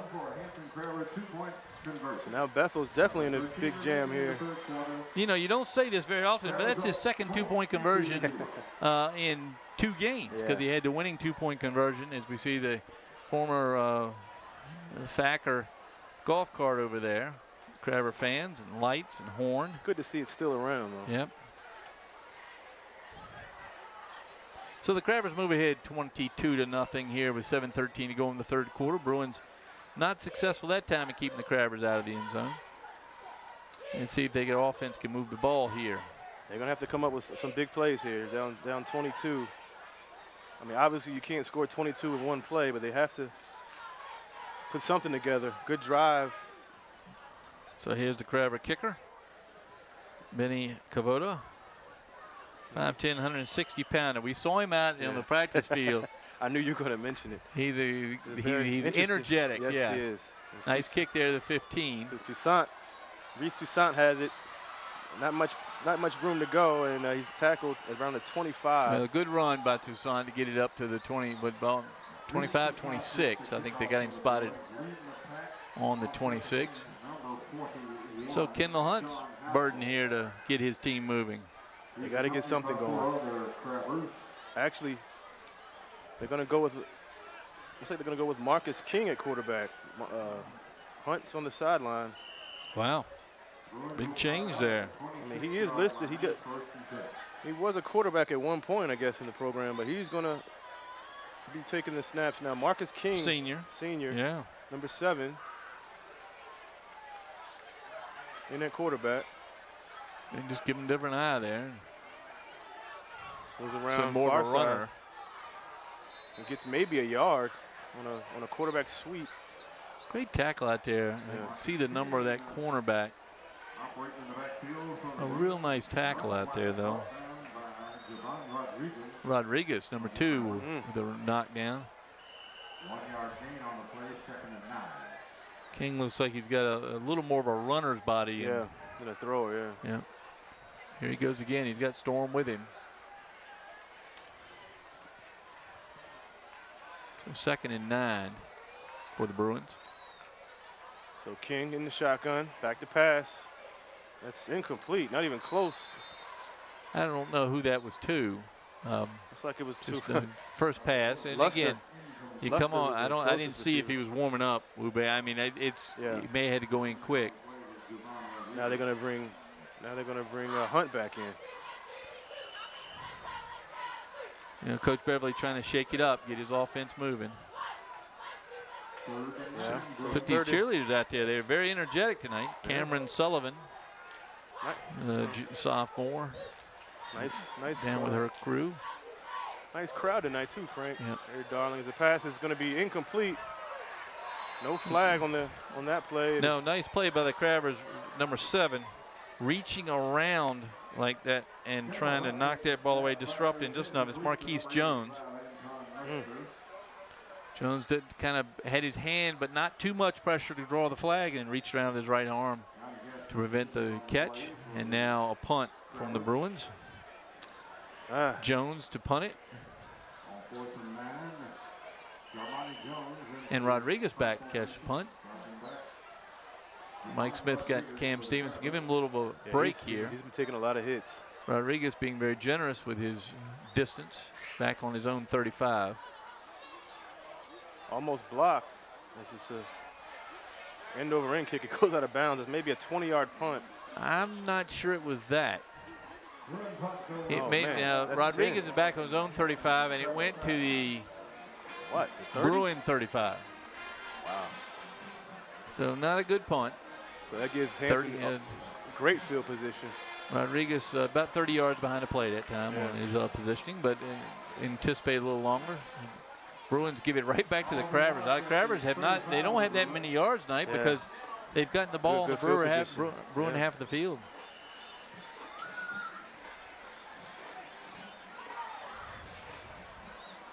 So short break for Cam Stevenson. And Rodriguez. Rodriguez, I think, is going to take the direct snap. Well, timeout Hampton. A little confusion with Rodriguez in there. Well, we mentioned earlier that we had prepared some things for these two schools. There's Steve Fryer, of course, a great cameraman. I don't know where his great camera is, but he's that's Steve. Yeah, I don't know either. Kickingham grad, as I recall. That's right. Doesn't have the green on tonight. But we're talking about the history of these schools. Of course, great players, great athletes have come out of both schools. Right. We were fortunate enough to spend the evening with Francina McCrory at the Hall of Fame. She is still going. She's going for her third Olympics in 2020. She says she's going to go for it. And what a track star she's been. She played her college years or ran her college years here at Hampton University. So very fortunate to have her there. And you think about the Crabbers, of course, all the great football players that we've come through, including the Hall of Famer, Dwight Stevenson. Chris Hamburger. Yeah. Of course, Ronald Curry, Tyrod Taylor. My goodness, such a good group. And then we were mentioning one that we thought about, Tabitha Soren, who was on MTV. MTV lovers. She was the MTV News reporter. Hampton grad. I think you know the family, I think. Yeah, right? well, she was friends with my friend John Miller. That's right. They were a couple there for a little while. Yeah. John, now also an artist. He's a bass player down in Western Florida. Teaches music, plays the stand-up bass and the electric bass, composes music, teaches, and plays with the orchestra down there. Awesome.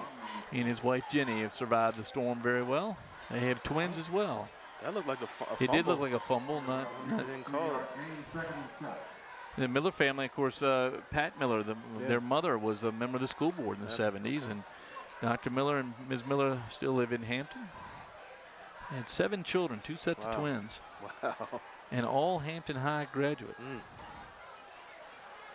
So now doing direct snap. I think is that Gunn? That's Gaskins. One that hard to see.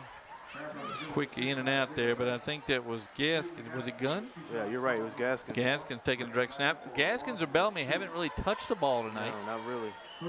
So Johnny Gaskins over to get the play. We haven't seen Stevenson in this drive. Here's Pietrkowski. Gotta get the flow of the name. Pietrkowski. Max in. We'll go with Max. How about Max? Yeah.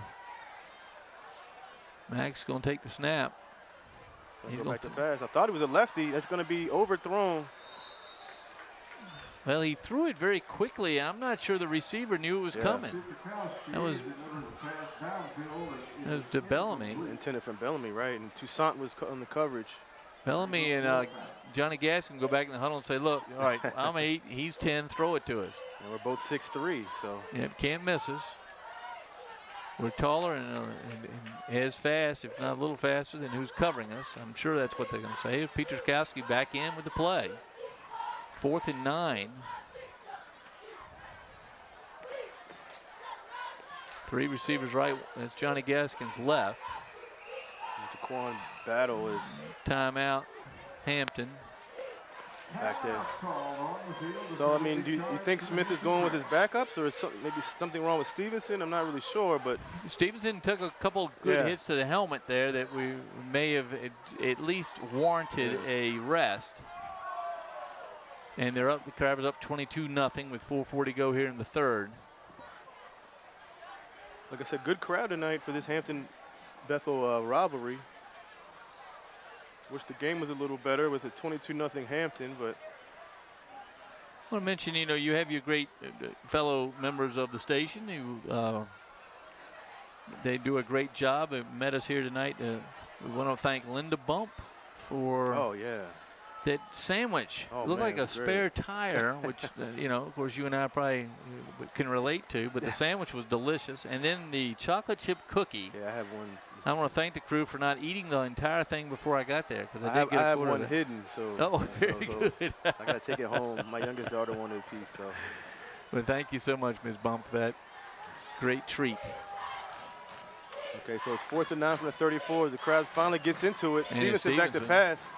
He's going to be stopped, and Bethel's going to get great field position.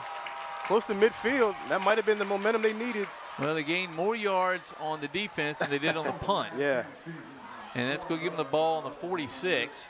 That may be their best field position of the night right there. I would agree. So 1st and 10 for the Bruins. They trail it 22-0. Kendall Hunt and King both in for the Bruins. Marcus King, number 7. Kendall Hunt, number 5. We'll see where they go.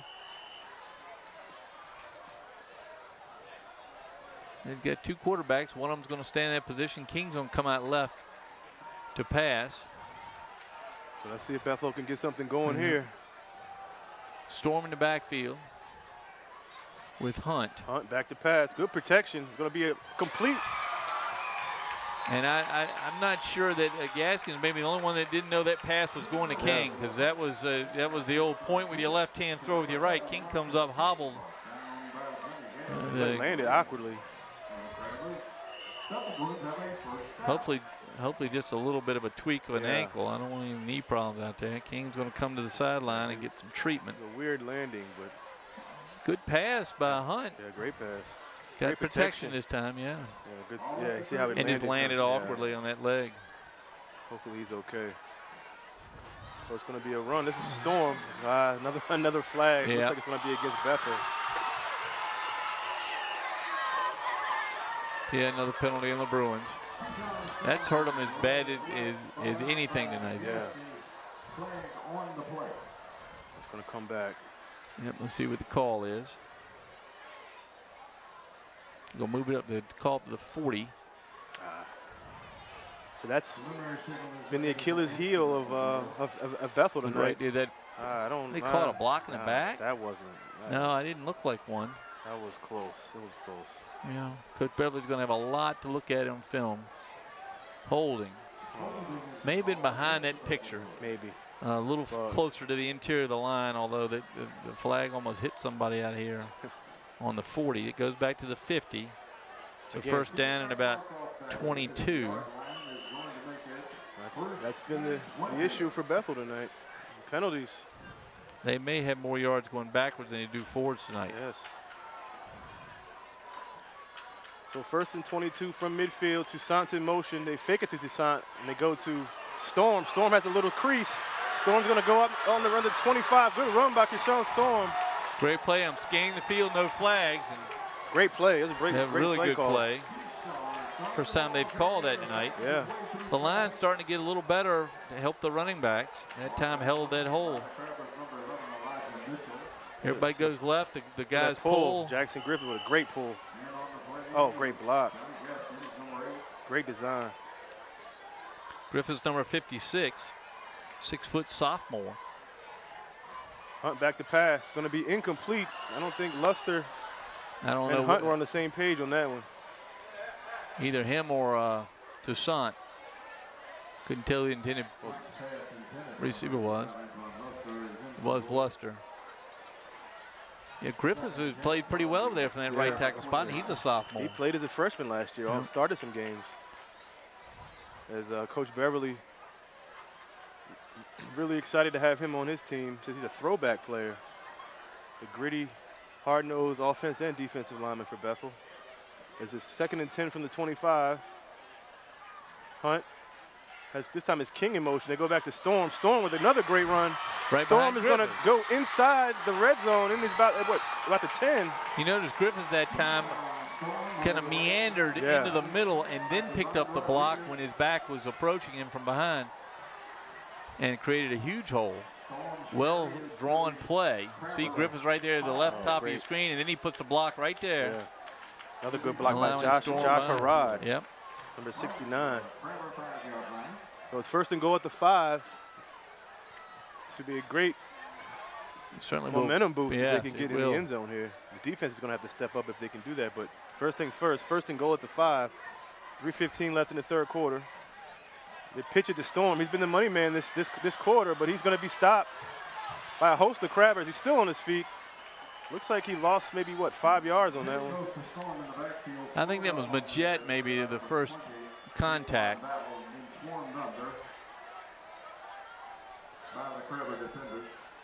So Samari Smith with in on the play.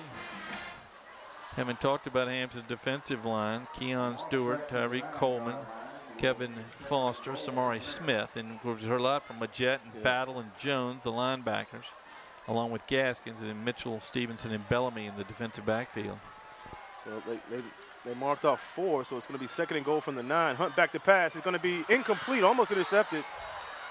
And almost intercepted by 2 Crabbers. It looks like Gaskins had his hands on it. It was King was the target. It was back in. It's good news. Definitely 4 down territory, I would assume, for Quick throw. Oh, yeah, it was a good nice play, yeah. That could have been a pick 6. He'd been able to hang on to it. There's nobody. It was all green the other side. So 3rd and goal from the 9. King comes out left and goes to the right. Beverly is in the backfield. He's going to fake to Beverly. He's going to go back to pass. He's pressured. He's going to have to get out of pressure. He's still on his feet. He's going to throw it in the end zone. It's going to be almost, is it intercepted? Yes, intercepted in the end zone. There's a flag on the play, though. Let's see what the call is. The Gaskins with the interception. Let's see what the flag is. It's his first catch of the night. Gaskins. It might be on the defense. They're pointing that way, but we'll see. Both teams are on the. It's going to be a hold against Bethel. Interception is going to be good. The ball coming out First to the down, 20. Hampton. Yep. So the greatest chance the Bruins have had all night to score, squandered on a penalty. Let's see who he was. Got well, good that's pressure. And then Coleman. It may have been Griffiths that got the call because the pocket had broken down. What a and that was that ball may have hit the ground. If that had been NFL, it may not have been a interception. But nevertheless, the ball's going to be on the 20 for the Hampton Crabbers going west to east here as we have 2:15 left in what has become a long 3rd period. Yeah, definitely. 3rd quarter. Yep. So that was Bethel's chance to put some points on the board. Inside at the 5 at one point. You know, we were mentioning the Bethel alumni, Jerry Holmes, a great ball player and coach. But we met Brian Hubble. Is Brian Hubble the artist that you and I discovered this week? He has some paintings all over. New York Times bestseller. He's got a lot of nice gallery online. Yeah. Check him out, Brian Hubble, a Bethel grad. Lives in New York now. Highsmith gets to carry. Not much room for that play this half. Crabbers going to have to open it up a little bit. Yeah. I don't have the stats on how many receptions there have been by the Crabbers, but Gaskin's certainly one of the first couple, and that was an interception. Yeah, it hasn't been many throws from Stevenson. As you look at the Highsmith here on that sweep, good block. Just stayed home over there by the Bruins. That Tissot Blizzard again. Been all over the defense. No, it may have been Chris Holliday, 22. And it's going to be a flag. That's going to be delay game. Well, there they go. Yeah, Get that out there's of that first one. one. The delay game. Time to come back and talk about another play. 1:26 going to third. There you go. Good shot of the scoreboard. We got Alex down there tonight, don't we? Helping with us. Alex Begoli. Steve Fryer showing him the pointers on how to run that camera. I see Steve showing the pointers on how to hold that fence up over there.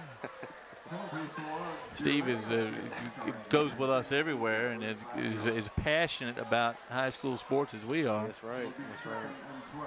Of course, Krista Camden doing replay. Can't forget Renee Camden. Oh, Renee takes care of all of us. In the truck, along with Matt. Buck Walter, my nephew. Your nephew. Yeah. My main man, too, back at the studio.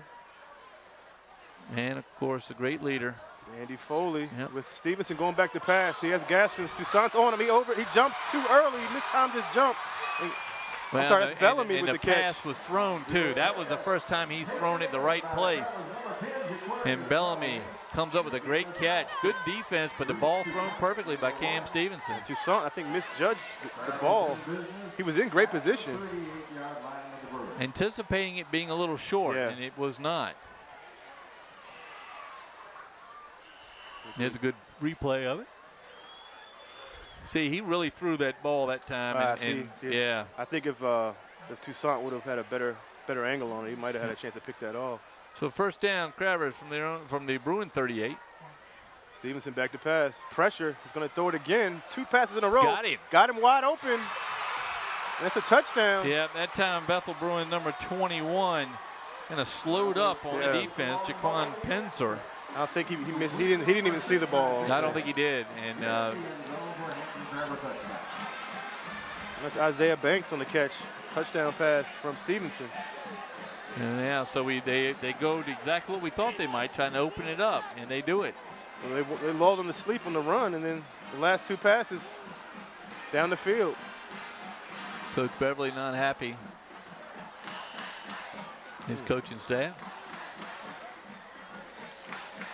The Crabbers trying to decide what they're going to do. We're going to say they're going to go for 2. Highsmith and Stevenson. And they haven't kicked any extra points tonight. Kickoffs really haven't been bad. They're obviously not in the end zone, but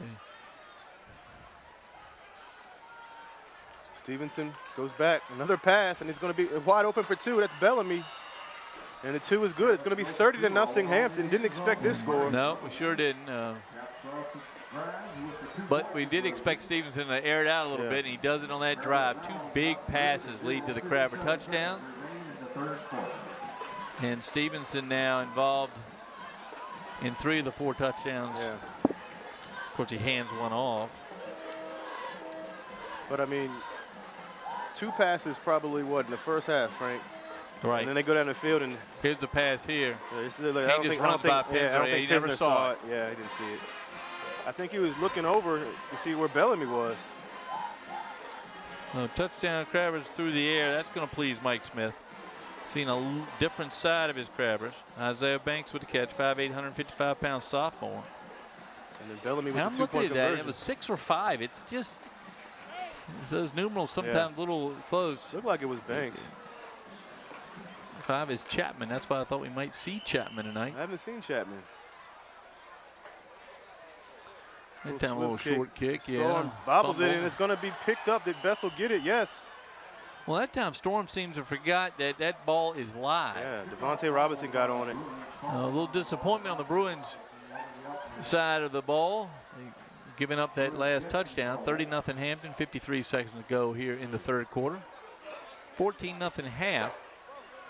Well, Strong's third quarter, despite some of their frustrations in the offensive end. Crabbers able to get that little rush touchdown. And then able to get the big passes on that last set of downs. See what Hampton can do now.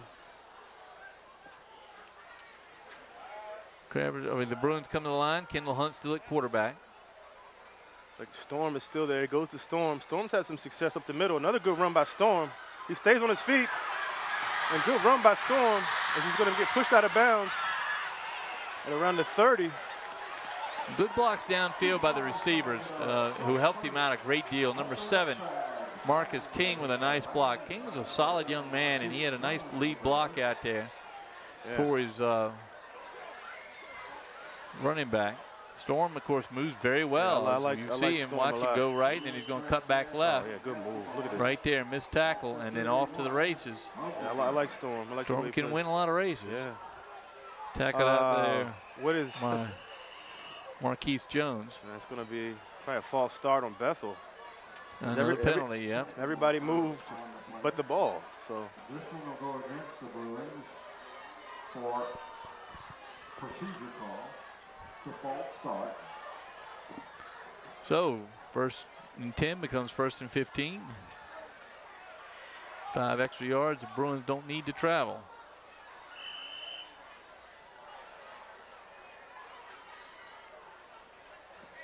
.37 seconds left in the third quarter.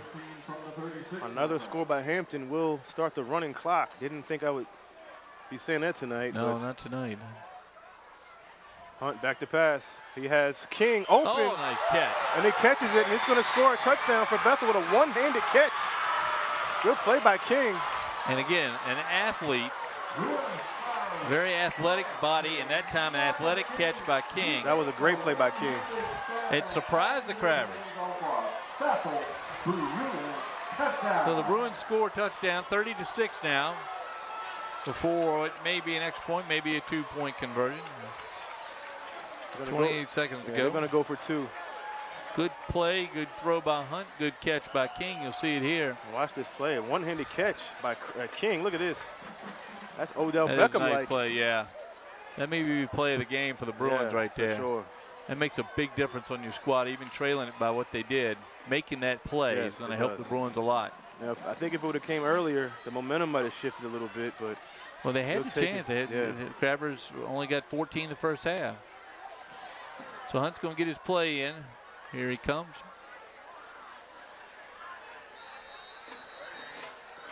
It's going to be a delayed game. Yep. And Beverly not happy with that, though he was talking to the quarterback at the time. So the play extended by 5 yards. Didn't bother on the last play. Go back 5. Let's see if it bothers them here on the 2-point conversion.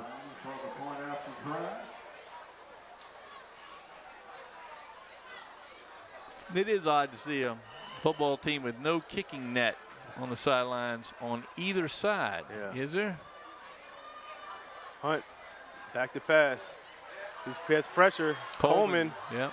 Going to throw it in the end zone. It's going to be picked off in the end zone. That's Gaskins, isn't it? Again. Gaskins been all over the ball on that end. And then I think the basketball team needs to try to get him out there and get some rebounds for basketball season. So the Bruins on the board with a touchdown, 30-6, which is remarkably similar to Kate Yanchulis' final pick of 28-7. So we'll talk about Kate trying to. She really needs to be more accurate. You know, of course, we still have a quarter to go here. Yeah, we'll see what happens. 28 seconds to go. Bruins feeling a little life. King with it, beautiful catch. You think it's too early for an onside kick? Just stir things up a little. Maybe we'll see what the special teams unit on Bethel does. That's interesting. That's a good idea, Wube. That may be trying to capitalize the momentum.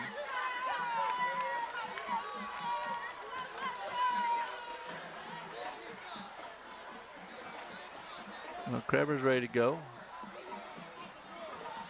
The Crabbers surrendered a passing touchdown last week, a long one. So that was one thing we heard from Mike Smith earlier tonight, that he was not happy with that, giving up those long passes.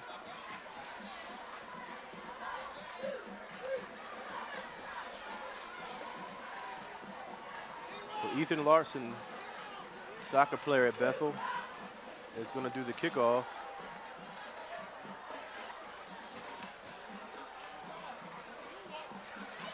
I think Hampton's kind of sensing the onside kick. They're all bunched up in the middle. They are. And that's what they're going to try. A little squib kick, Bellamy. Bellamy getting a little pushing match with the guy that came in a little late.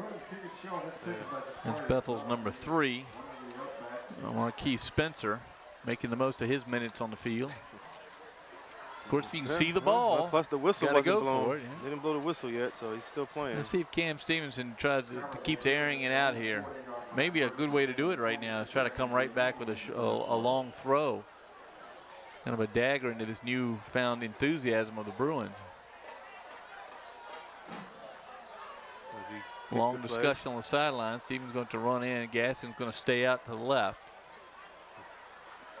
26 seconds left in the quarter. 30-6 Hampton.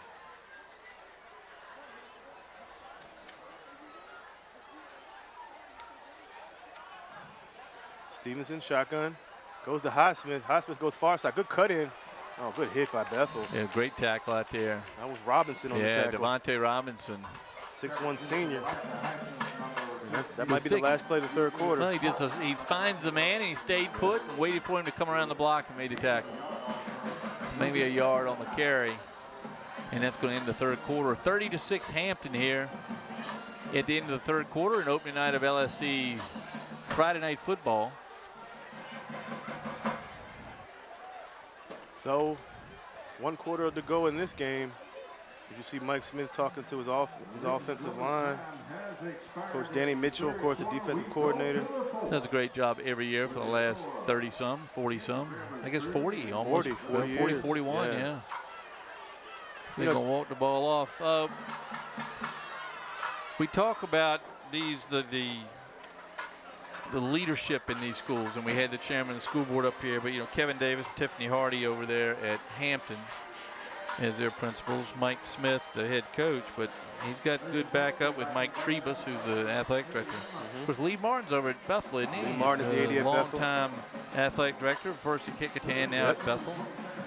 And between Mike and Lee, we're very fortunate we have access to the coaches, and we want to thank them for that because it makes it very easy for us to get prepared for the game. And the stories they give us, Frank, are just amazing.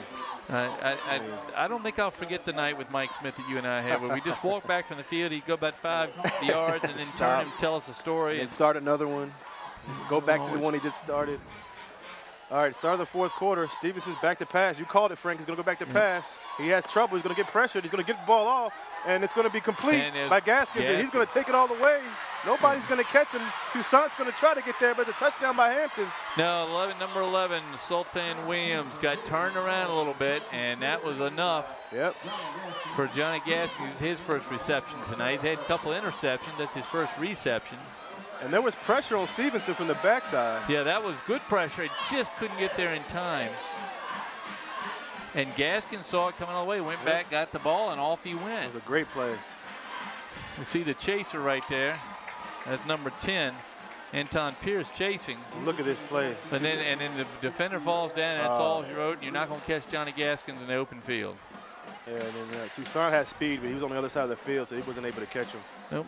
So great play by Stevenson to Gaskins. So Bones 2 and Bones 1 with receptions tonight, big ones. Yep. Grabbers come in for what may be a 2-point conversion. One thing I'll say about Mike Smith, he could have played conservative up, 28, was it 28-0? Yeah. But he threw basically the whole third quarter. I think he wanted to pop that enthusiastic balloon that was floating over the Bethel Bruins after that catch.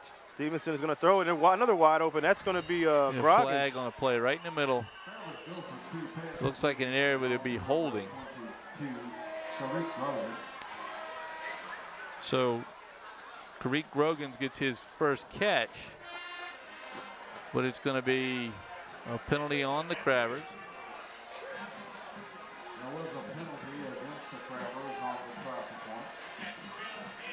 Let's go move it back. They'll replay the try.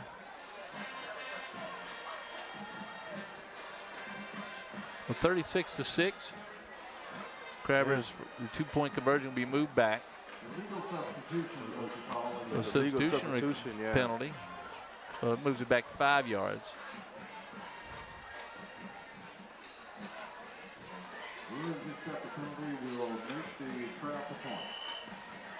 So the Crabbers again. Can't do the little toss over the line like they did that time. There's Kareem Groggins, another name we called a lot of the young man. He's only a junior. It's hard to believe it. He's been a big basketball player too. Yeah, helped Coach Walter Brower in the bunch of the basketball season. Yep.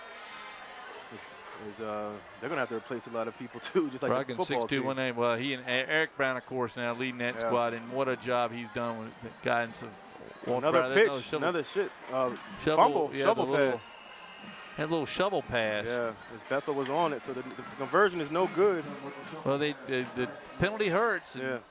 That cost the Crabbers a 2-point conversion, 36-6 with 11:45 to go here in the fourth quarter. Crowd still here. They're going to stick around. Kind of an LA crowd tonight. They came in late. Now, it is a Friday night, and of course, if you fans of LSC know it, sometimes we have some traffic issues here in the Hampton Roads area. I'm not going to say often, just maybe daily, but certainly on Friday night. Yes. So.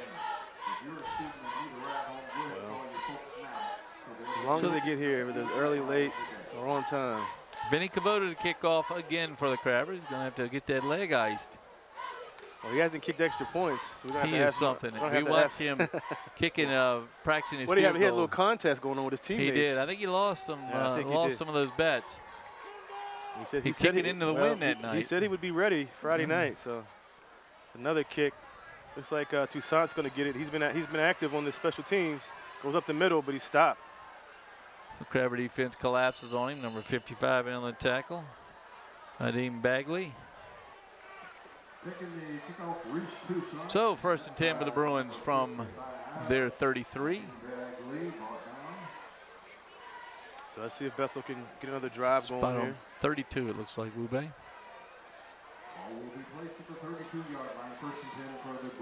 You know, Bethel. Toussaint comes off limping. He's sitting on the bench for the Bruins. He's limping a little bit. Can't afford to lose him. They need I don't know him. if it's a cramp or not. Trainer over talking to him. Well, Hunt's in the quarterback in the shotgun. That's going to be a running play. And Good number play 30. by Brewington. Brewington Parker. So Brewington Parker moves to the tailback area and has a nice carry. Another one of those young sophomores for the Bruins. Well, Beverly's getting guys in and getting them the ball. Running behind Griffiths that time. So it's going to be it was a gain of 6, 2nd and 4 for Bethel.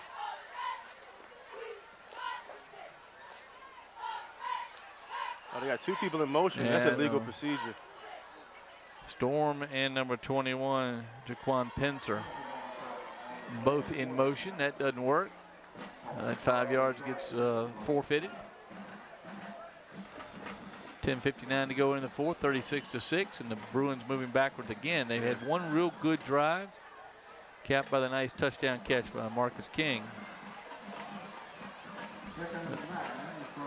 Great play, one-handed catch by King on that touchdown. Then Gaskins comes back and gets his own special play for Hampton.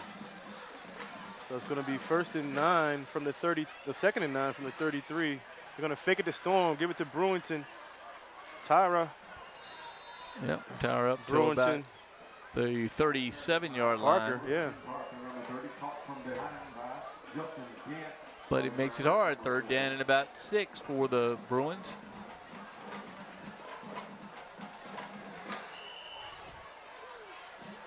Toussaint on the sideline with his head coach. He's in a position where he's saying, Coach, I'm ready to go back in. They want to give Brewington Parker a little more chance. It's going to be 3rd and 7.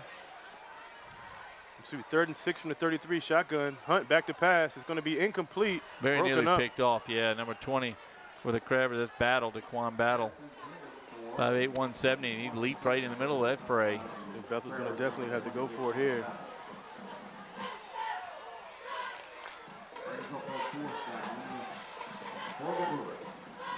They're going to punt. They're going to punt Frank here. There's Ethan Larson going to come in for the punt. No go on that set of downs, and they've given up a couple of minutes. But Stevenson's back to receive the punt. Hampton's kind of confused. They might have too many men on the field, but Yeah, I hope not, because they didn't good get anybody punt. off. Good punt. Good punt by Ethan Larson. It goes all the way And back. he gets the roll. And Stevenson's going to pick it up at the 5. I don't know if that's a good move or not. He's going to break a tackle, though. Stevenson's still on his feet. Cuts in, good tackle. But he had some good moves to get it out. Actually, 15 if yards. his teammates really could figure out which way he was going, one more block would have freed him. But good run back by Cam Stevenson.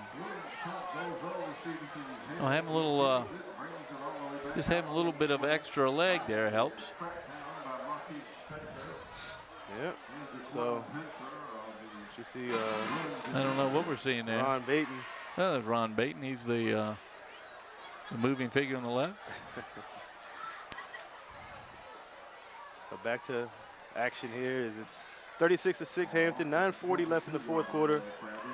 It's our friend down there from the Friday night high school football show. Does the radio, calls in on the radio. Young man that's down there with the hat tonight. Matt Hatfield? No. The one that calls in, I can't think of his name, and I apologize. But down there, got a full crew down there. Full crew down there. Kate Yanchules for the Daily Press. Max back in Frank as Elijah Highsmith gets the carry. Tackled right away by Robinson. Well, give Stevenson a break after that run back. Yeah. So Max gives him a break. That's good. Now Max goes over and gets his play. So maybe he'll get a series here. Sophomore. They sure do get the running in. Yeah. He actually threw a pass earlier. Well, this is where you learn that where Pietrkowski's got to learn just patience. Yep. Kind of see the field. Second and about 13. Pass game starting to pick up. Let's see if Max can contribute. It's going to pass. It's going to be almost intercepted. Dropped again. And Bellamy tonight's had a couple of close. He's had a couple of drops. That one high above his head, but right in his hands. Right in his hands. Max goes over and gets another play while Bellamy goes back to the huddle. Crabbers are out of timeouts. Up in the air, but he had it. He should have brought that one down. So third down now in about 13. Max Pietrkowski in. Tells his teammates what's he going to do. See, now you got Gaskins on the left, Bellamy on the right. One of them's going to just go. What's going on here? Time called by the Bruins. Bethel. They didn't like that offensive set by No, Hampton. and I think he knew he was going to get a pass, down one sideline to the other, and he didn't have the safeties where he wanted them. So Coach Beverly takes timeout. 8:53 to go here in the fourth. So timeout by Bethel. Is they going to regroup? 36-6.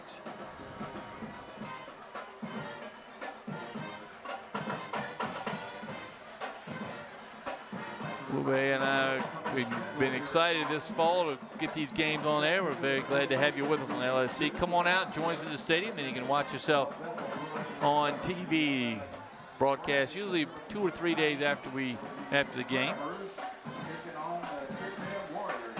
So definitely catch us on the HD. station.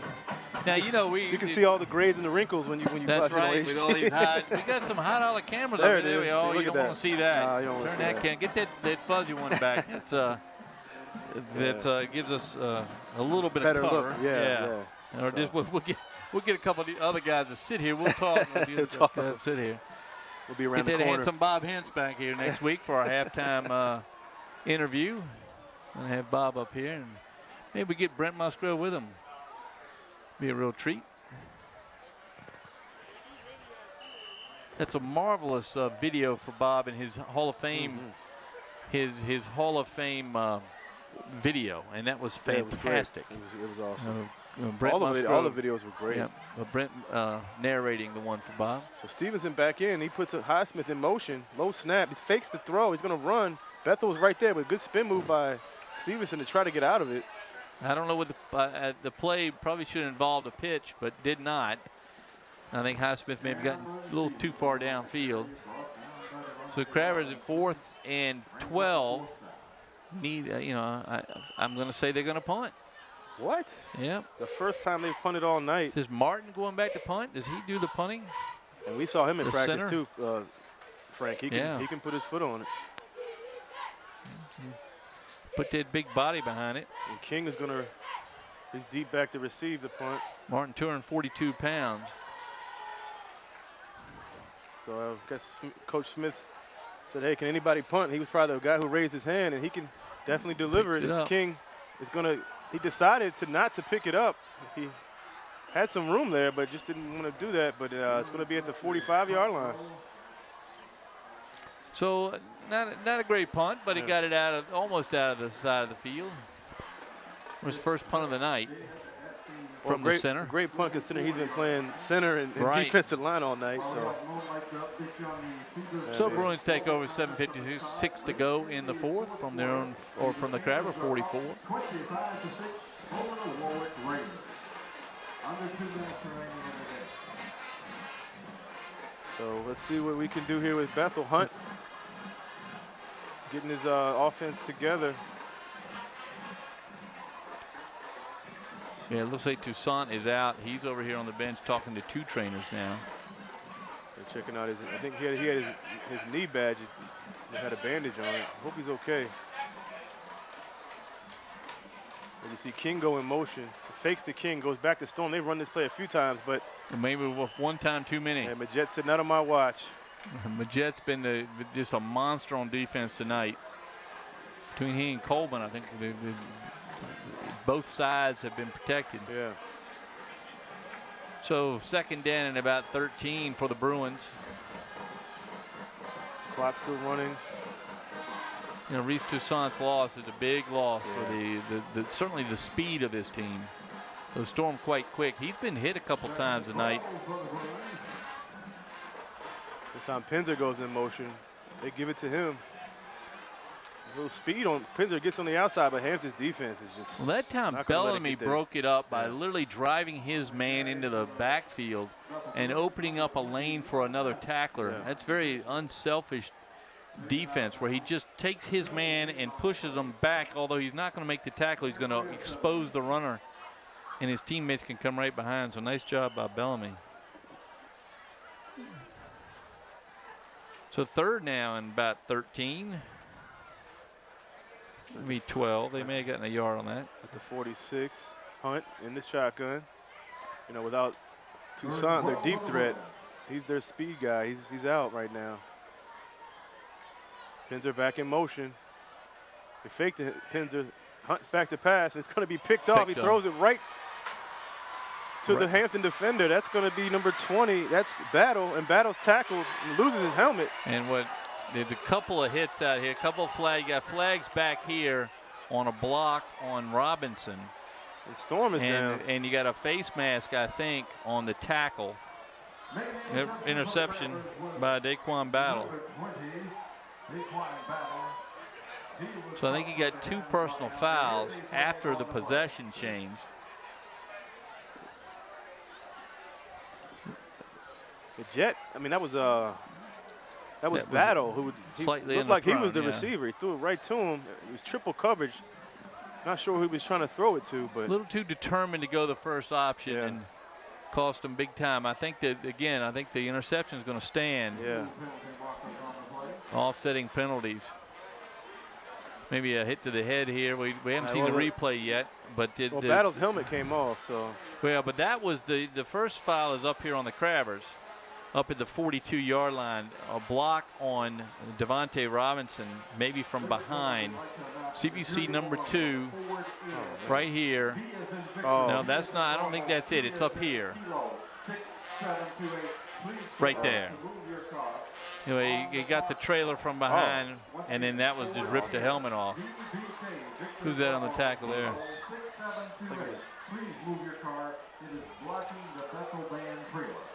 So Bellamy's going to get the explanation here on the penalties. Let's get the officials. Austin Smith on the tackle.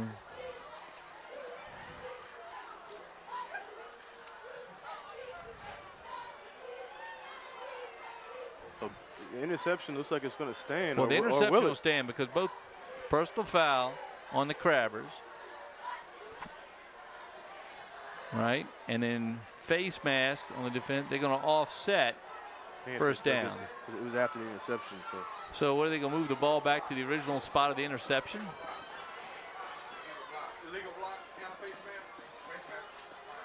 Yeah, that's that blind side hitting the defenseless player, trailing the play.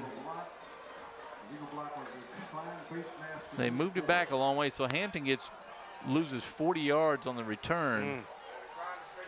And Coach Smith going to question that, but he does get the ball. I'm going to figure it now. There's no way they walk it back from there. You would think at a minimum it stays where the interception was made.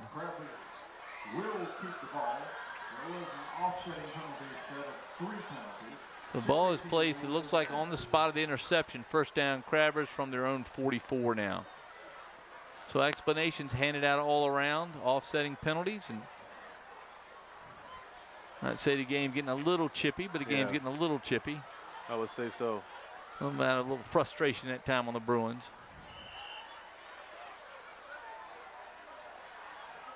In comes Max. Pietrkowski, the quarterback for the Crabbers.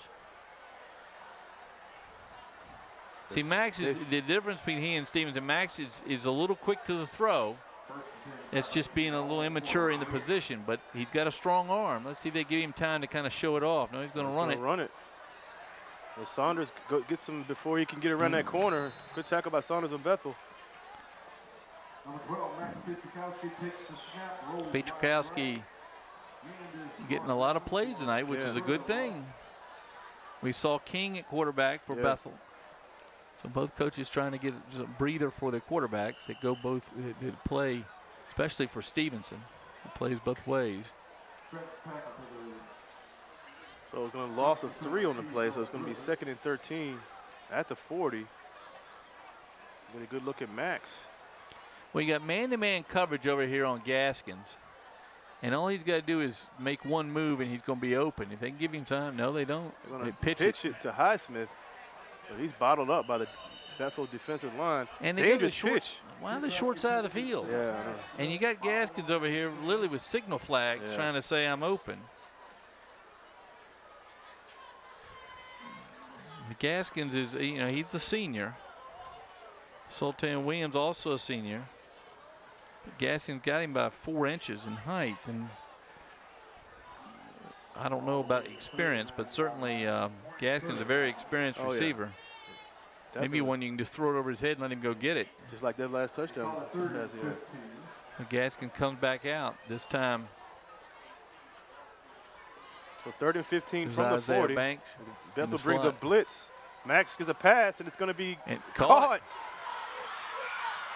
And that's Bellamy. Yeah. Man, those receivers go up and get it when they get the ball up in the air. Well, the ball's right there. He just went up and got it. It's the second time we've seen Bellamy go get it when the ball's thrown where it's supposed to be. So Max with a nice pass. So Max showing his passing skills. He's a good-looking prospect, only a sophomore. Here he comes again. Now they're going to official timeout. They get the stick set. First down and 10 from the 29 of the Bruins. See now here Gaskins once again man-to-man down here on Williams. That's a good matchup. The slot receiver, is that Chapman or is that Banks? Looks like it's Banks, number 6. And Gaskins near side. Haven't seen Chapman tonight. Surprise, a little surprise. 5 and 6, those numerals look a lot alike on those Crabber jerseys. So Max is going to run it. Same play from the Stevenson play to lift him up. All right. The young man comes in. You're going to have to learn to run that play that opens up the other plays. Yeah.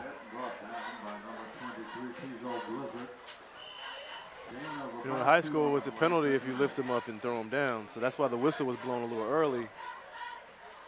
And I guess it's hard to determine if the momentum is going up or down. But well, once his momentum starts going up, I think the play is over. Yeah, I think you're right.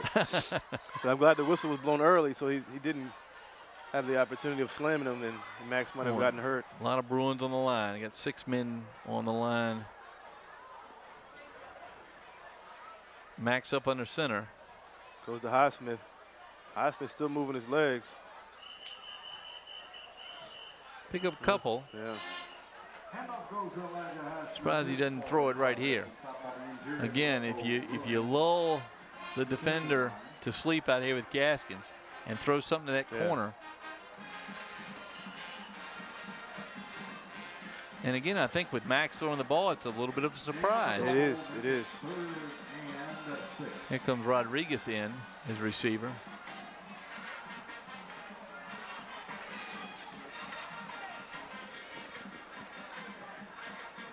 Max brings into play. As every Hampton quarterback does, runs to the sidelines and comes back. He picks up more yards doing that than he does running the football. You got Rodriguez in their I formation. Pitch to Rodriguez. Doesn't have anywhere to go. It's the best defense. Good coverage, yeah. The Bruins read that. Now you're 4th down at about the 25. Excuse me, 30. No, 25. Nice coming upfield there again. That's a defender number 7 for the Bruins. Marcus King coming upfield and eliminating that outside corner, forcing the running back up inside. So timeout for the Bruins. They have one left. Hampton's used their timeouts. They used them early in this half. 36-6 here with 2:39 to go in the 4th on this September 22nd at Darling Stadium, Hampton, Virginia. You're watching us on LSC. Your home for high school sports 24 hours a day. All sports all the time is the motto. Have many people approach me at the 7-Eleven down at Ms. D's 7-Eleven. You're a star now. So. Say they've heard me and heard you and I together and enjoy hearing our broadcast. We are really pleased to be able to bring you these ball games, folks. I get that quite a bit too. It's around, fun. So it's definitely a lot of fun. And the city of Hampton is great high school football fans. Oh, absolutely. Absolutely. Some of those great fans starting to move out of the stadium here with 2:39 to go. Max looking for the snap. He's going to throw a pass. He has a receiver. It was Rodriguez he was looking at. And he had him, and probably not a great pass. It came out of his hand a little wobbly and drifted away from Rodriguez. But Mike Smith's got to be pleased with what he's seen out of Pietrkowski tonight. I like Max. I like him. Again, he's a sophomore. So, right. I mean, And with Stevenson doing all the running he did in that first half, it's great to have somebody come in and carry the Crabbers. He moved them downfield, just couldn't get a score. And see, Reese Toussaint on crutches is not a good sign. No, that's a very bad sign for the Bruins. Oh, man, that's not good to see. Hope it's just a little. He's tweaked that a little bit earlier this season. Hopefully it's just a little bruise or something that he's just putting ice on, but. Well, I'm starting to see a couple players over here with the Bruins that have gotten dinged up tonight and are done for the evening. So 2:34 left, 36-6 Hampton. It's Hunt still at quarterback in the shotgun. Goes to that's Brewington. Too much time. Brewington Parker on the carry. Something on the Crabbers. Substitution infraction. That reminds me a little bit of the game. It was 10, 12 years ago, Phoebus and Churchland in the playoffs, and Phoebus at its peak at the time, and by the end of that game, his first round of the playoffs, and poor Churchland, they must have had 7 guys on crutches shaking hands coming across the field because they only had 2 ambulances, and both had gone. And we're playing the credits, and here come the Churchland guys coming across the field on crutches. They had more crutches than yards, I think, that night. As Brewington Parker again on the carry. Well, necessity breeds, in this case, a stronger running game maybe next week, where you can use Brewington Parker in that position. Because I'm not so sure looking at Toussaint whether we're going to see him next week or not. Yeah, they have a game against Gloucester, I believe. And that's going to be tough. The Gloucester team coming on strong, got a win against Kickinton tonight. They're in action tonight, I think. They're playing Denby at home. Tough place to go over there and play in Gloucester. It is a tough place. We'll see how the Denby Patriots do. So Hunt and shotgun, 2nd and 5 from the 31. Hunt back to pass. He's looking for King. It's going to be intercepted. Another interception.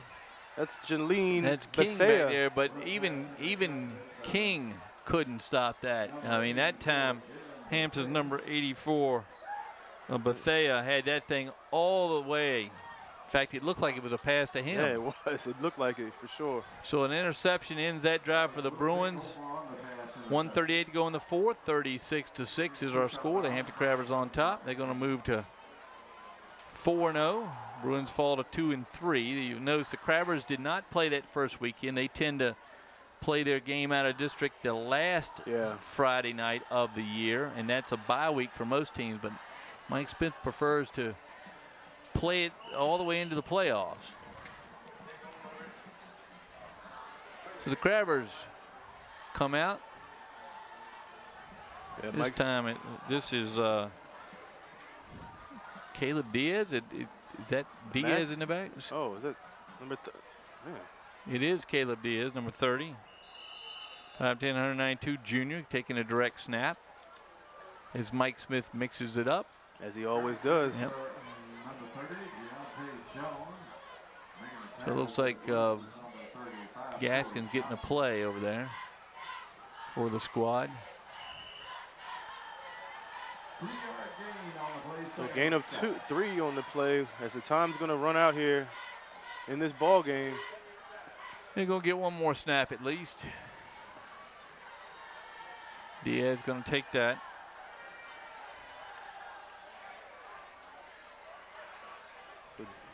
Diaz, it looks like it's Banks back there as he fakes to Banks and keeps. Diaz has some speed and some power, runs over. Diaz listed as a fullback and a linebacker as a junior, 192-pounder. He picks up a few yards. He can maybe get one more play in here. He's got a first down, so he's going to have to stop the clock.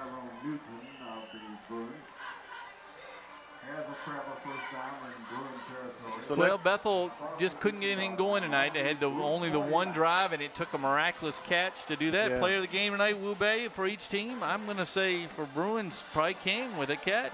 King or Storm. Storm had some momentum going in on a couple of drives, but you're right, King with that great catch. And for the Crabbers, I got to say Cam Stevenson tonight. He was all over the field. He was, and especially in the first half. They went out to that 14-0 lead. It was all Cam Stevenson. Had the first 2 touchdowns, the third on a pass. So I think our player of the game tonight, Marcus King for the Bruins and Cam Stevenson for the Crabbers. Congratulations to those folks. Congratulations to the Crabbers. They're going to end the game here without getting another snap off, and that does it. So probably disappointing for Coach Beverly tonight. I think he thought he could put up a better fight against these Crabbers. Mike Smith's not going to be pleased, but he's got to be pleased with the offensive scoring output. The 36 points, a good number for him. Yeah, I think he'll be pleased with the balance. Great running game in the first half, and then you saw how they opened it up with Stevenson in the passing game with Bellamy and Gaskins. Yeah, great games for them. Well, I want to thank our crew again tonight for bringing us the great photographs and videos you see out there. We're always glad to work with these folks, these talented folks at LSC. The teams shake their hands. Well, what are we next up next Friday night, right? It's going to be Kecoughtan and Hampton. Kecoughtan and Hampton. That's going to be an interesting game. Kecoughtan starts strong, has faded a little bit lately. Hampton continues to roll 4-0. So join us next Friday night right here at the stadium, Darling Stadium. You can't miss the stadium. If you just wait till the sun goes down, you'll see the lights. Come on down to Victoria Boulevard and Kecoughtan Road. Come to this historic location. Good parking available and good football next Friday night. Fans saw a good game tonight. Crabbers win it 36-6 on behalf of our entire crew. And this is Frank Edgar for Wu Bei Gabre saying goodnight from Hampton. Final score of the Hampton High School Crabbers 36 to Bethel High School Bruins 6. See you next Friday night right here at Darling Stadium. Good night. All right.